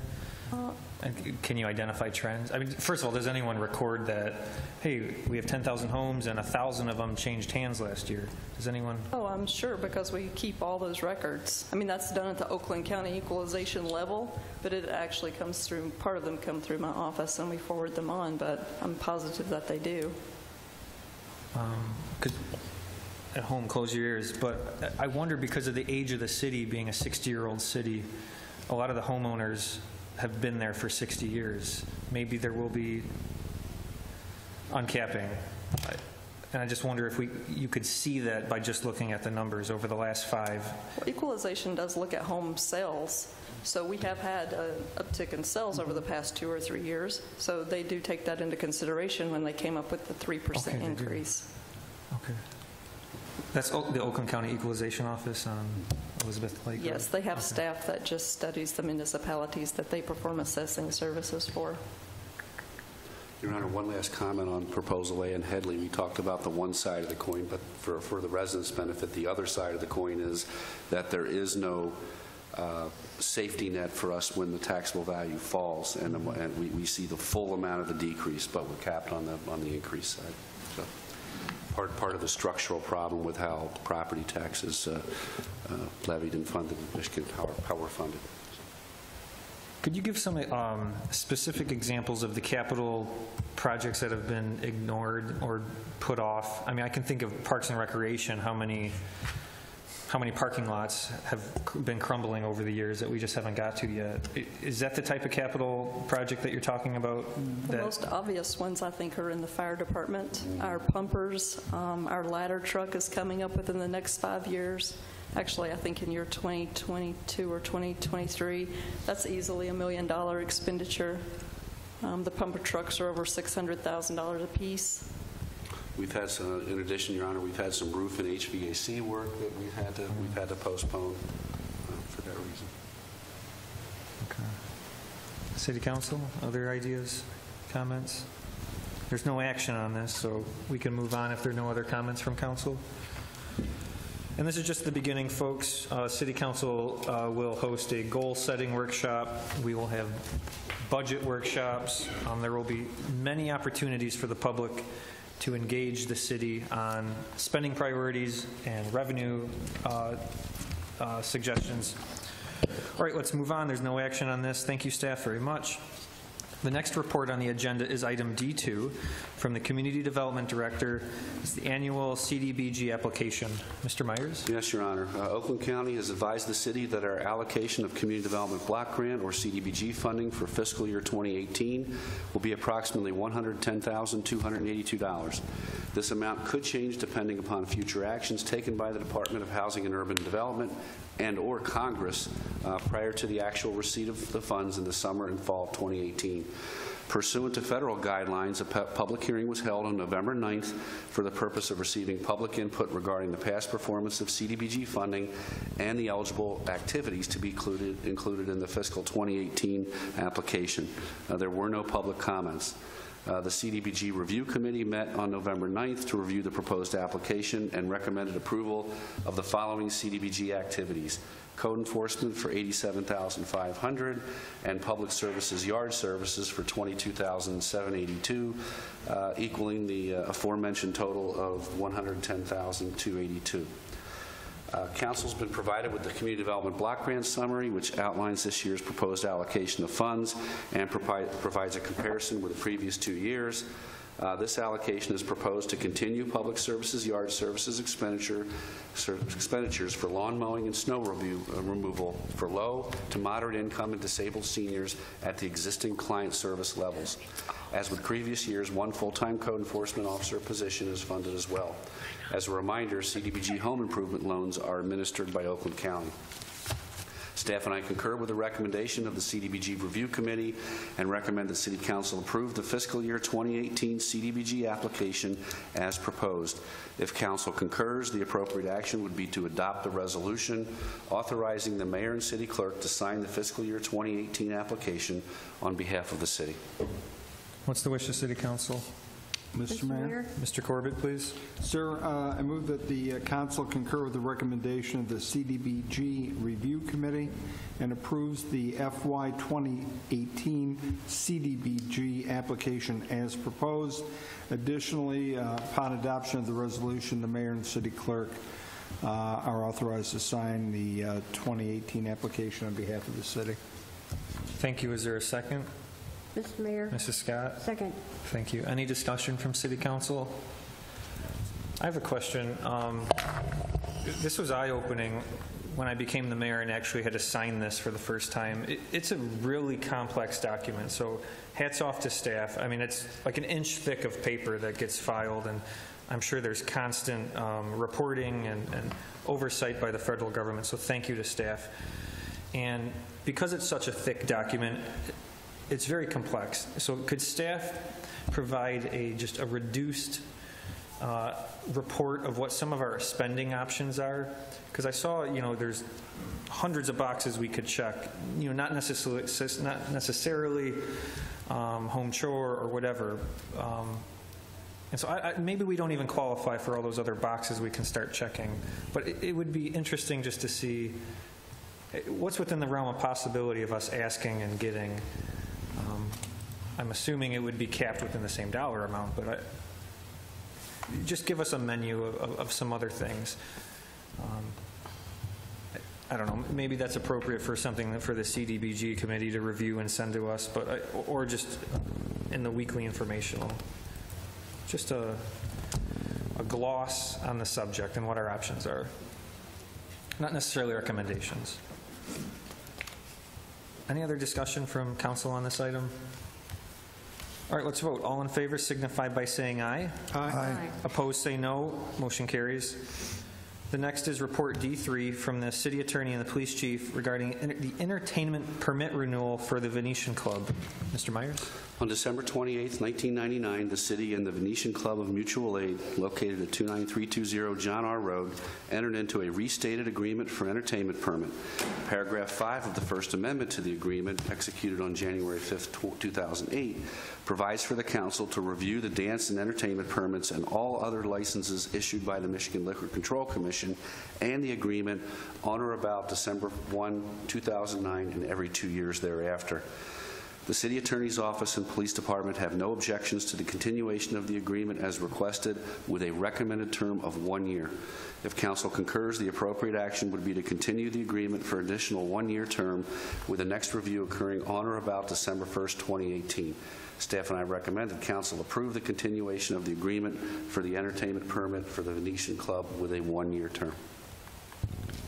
Thank you. What's the wish of City Council? Mr. Mayor, Mrs. Scott. I move for council to approve the continuation of the agreement for an entertainment permit for the Venetian Club, and the next review would be occurring on or about December 1st, 2018.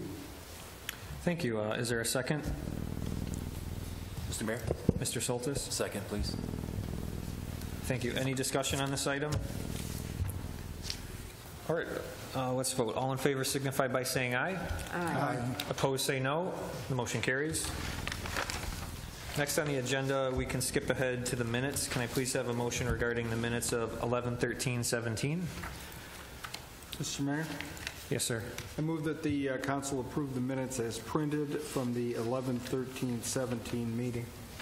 Thank you. Is there a second? Mr. Mayor? Mrs. Scott? Second. Thank you. Any discussion on adopting the minutes as printed from 11/13/17? All in favor signify by saying aye. Aye.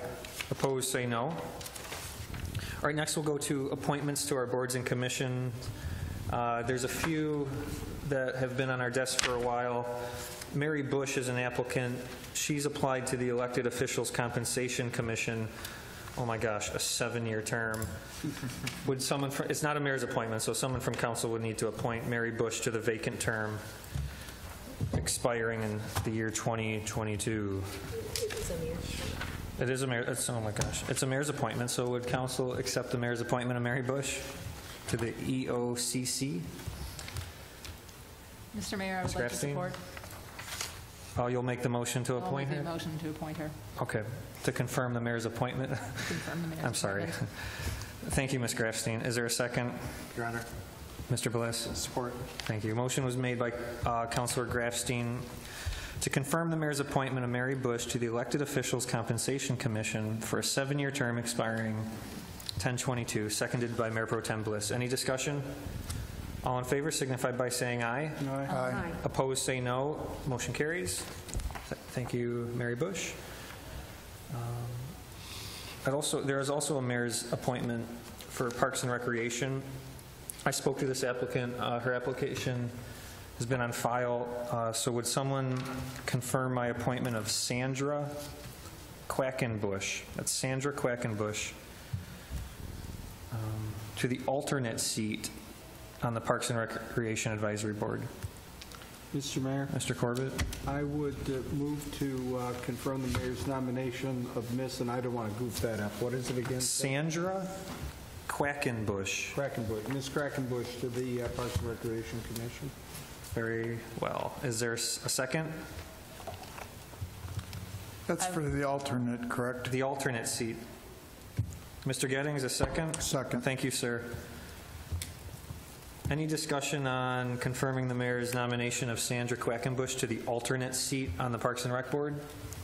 Your Honor? Yes, discussion? Is there an open seat? I'll get to as that well? next, yeah. Okay. There's an applicant for that. Or I'll discuss that in a minute. Okay. Any other discussion on Ms. Quackenbush for the alternate seat? All in favor signify by saying aye. Aye. Aye. Opposed, say no. The motion carries. All right, so there's an alternate on the Parks and Recreation Board. Her name is Erica Bednarski-Smith. So would council agree to, and she's willing, agree to appoint Erica Bednarski-Smith to that full at-large seat on the Parks and Rec Board? And also, the motion would also declare her current alternate seat vacant. So would someone please confirm the mayor's nomination, my nomination? Mr. Mayor? Mr. Corbett? I move to promote Ms. Bernarski-Smith to the vacant term on the full vacant term in the Parks and Recreation Commission, and also declare vacant her alternate seat. Thank you. That's right. Very well. Is there a second? Your Honor. Mr. Bliss? Support. Thank you. Any discussion on promoting Ms. Erica Bednarski-Smith from her alternate seat to the vacant at-large seat expiring 2018 and declaring her alternate seat vacant? Any discussion? All in favor signify by saying aye. Aye. Opposed, say no. The motion carries. That takes care of the mayor's appointments tonight. Any other nominations from city council members? Your Honor. Yes, sir. I move that we appoint Brian Davis to ITAC with a term that ends 2/10/2020. Thank you. Is there support to appoint Brian Davis? Mr. Mayor. Mrs. Scott? Second. Any discussion on appointing Brian Davis to the ITAC for a term expiring February 2020? All in favor signify by saying aye. Aye. Opposed, say no. The motion carries. Mr. Mayor? Yes, sir. I'm sorry, I didn't check this off. Did we deal with the construction board? No, good catch. Then I would, with your permission, then I would move to reappoint Timothy Germain and Lawrence Holman to terms, 2-year terms on the Construction Board of Appeals, terms that will be ending December 31st, 2019. Thank you. Is there a second? Mr. Mayor. Mrs. Scott? Second. Any discussion on reappointing Timothy Germain and Lawrence Holman to a 2-year term on the Construction Board of Appeals for a term expiring December 2019? If there's no discussion, let's vote. All in favor signify by saying aye. Aye. Opposed, say no. The motion carries. Are there any other nominations tonight? Okay, thank you. There's no executive session, so before we adjourn, I invite any closing comments from City Council and staff, and let's begin with Mr. Corbett. It's been a long night, sir. Nothing, just I hope everybody has a good holiday season. Next, I think it's next Saturday is the Augies.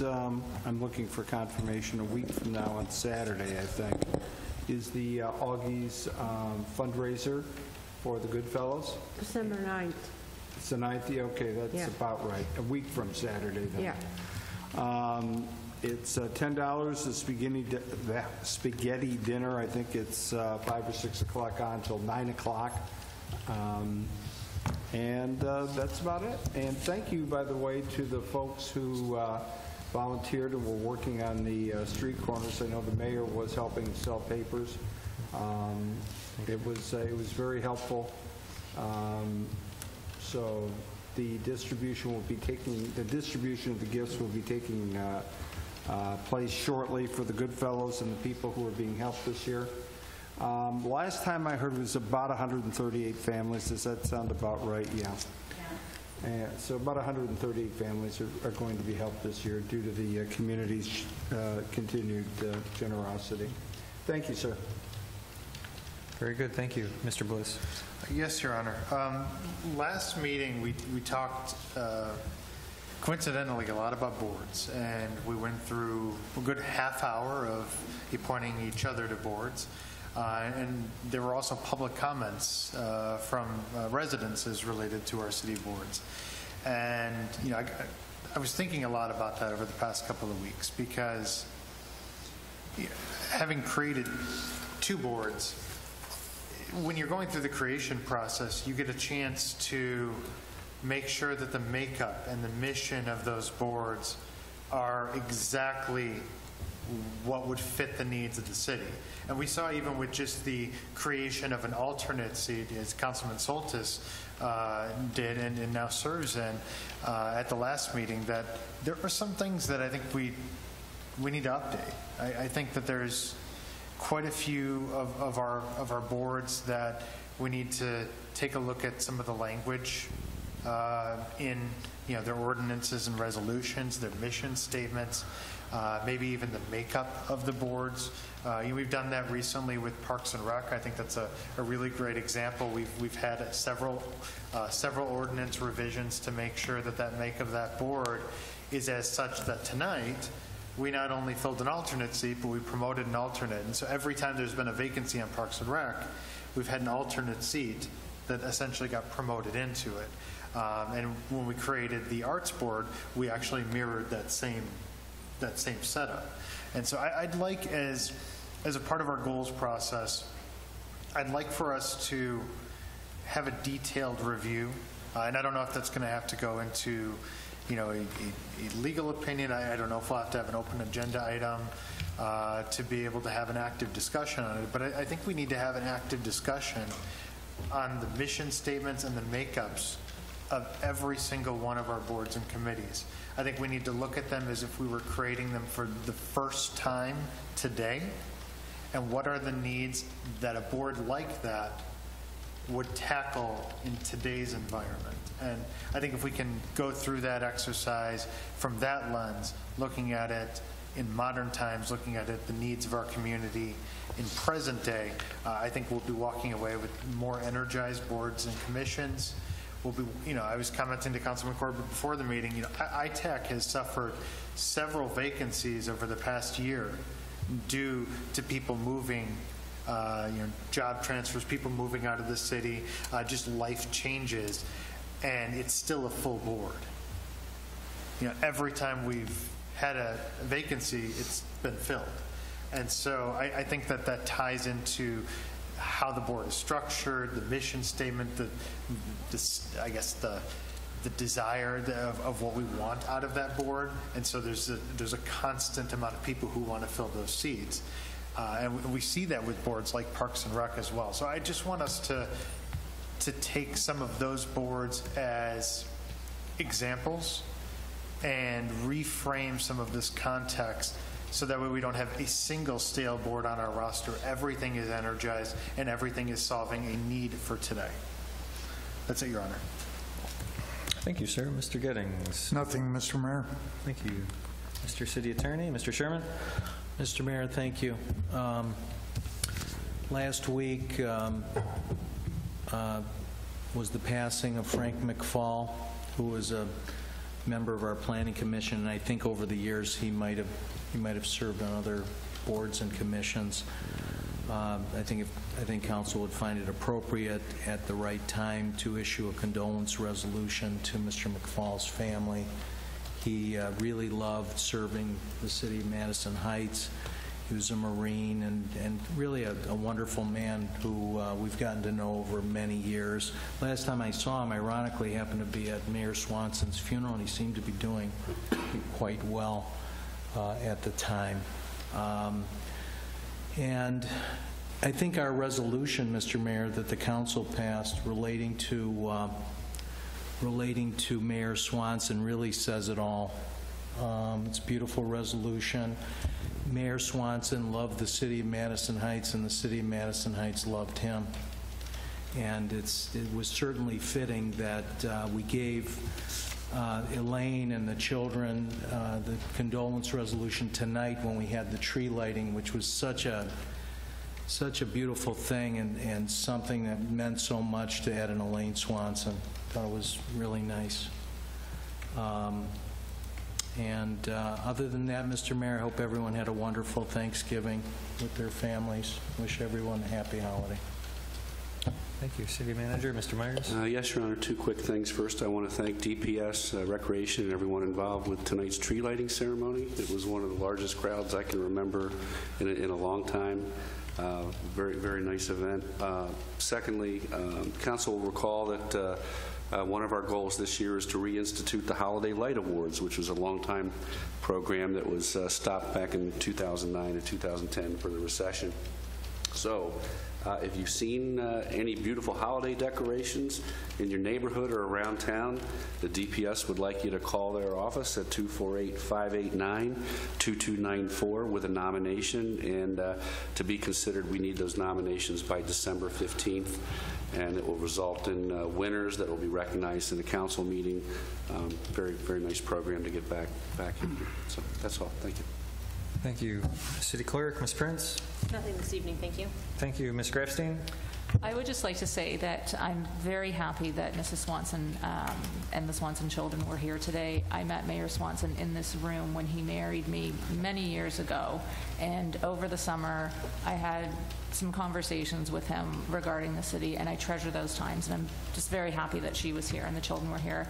And for those who aren't aware, I think most people know this by now, the Swansons were instrumental in funding much of the tree lighting, so having that ceremony for her tonight was, I think, was well played as well. And thank you, Santa and Mrs. Claus, for coming. That's it. Thank you. Ms. Scott? Yes, thank you, Mr. Mayor. In that regard, regarding the memories of Ed Swanson, please remember that the Historical Commission is collecting any photos or any written memorabilia or memories that you may have of Ed, as we are going to have a special display for him in January in the Historical Commission rooms and Heritage rooms in the lower level of downstairs. And we would also like to give copies of everything to the Swanson family to keep forever for memories of their beloved Ed. So please, if you'll submit those to City Hall at any point or bring them by, even if you want to just jot a little note about what you remember about him, that would be wonderful. I think the family would appreciate it, and it will really add to our display downstairs. I also want to remind everybody that between 11 and 2 on December the 9th, there will be a bake sale in the library, and it will be raising funds for the animal shelter here in Madison Heights, and they're very much in need of funding. Also, to remind citizens that on December the 4th at 6:30 to probably 8 or 9, there will be the second meeting of the Arts and Cultural Advisory Board. It is open to the public, so if you have any ideas or want to make any contributions to what we're doing and planning, we would love to have you at the meeting. It starts at 6:30 and it will be held right here in City Hall. I think that's it.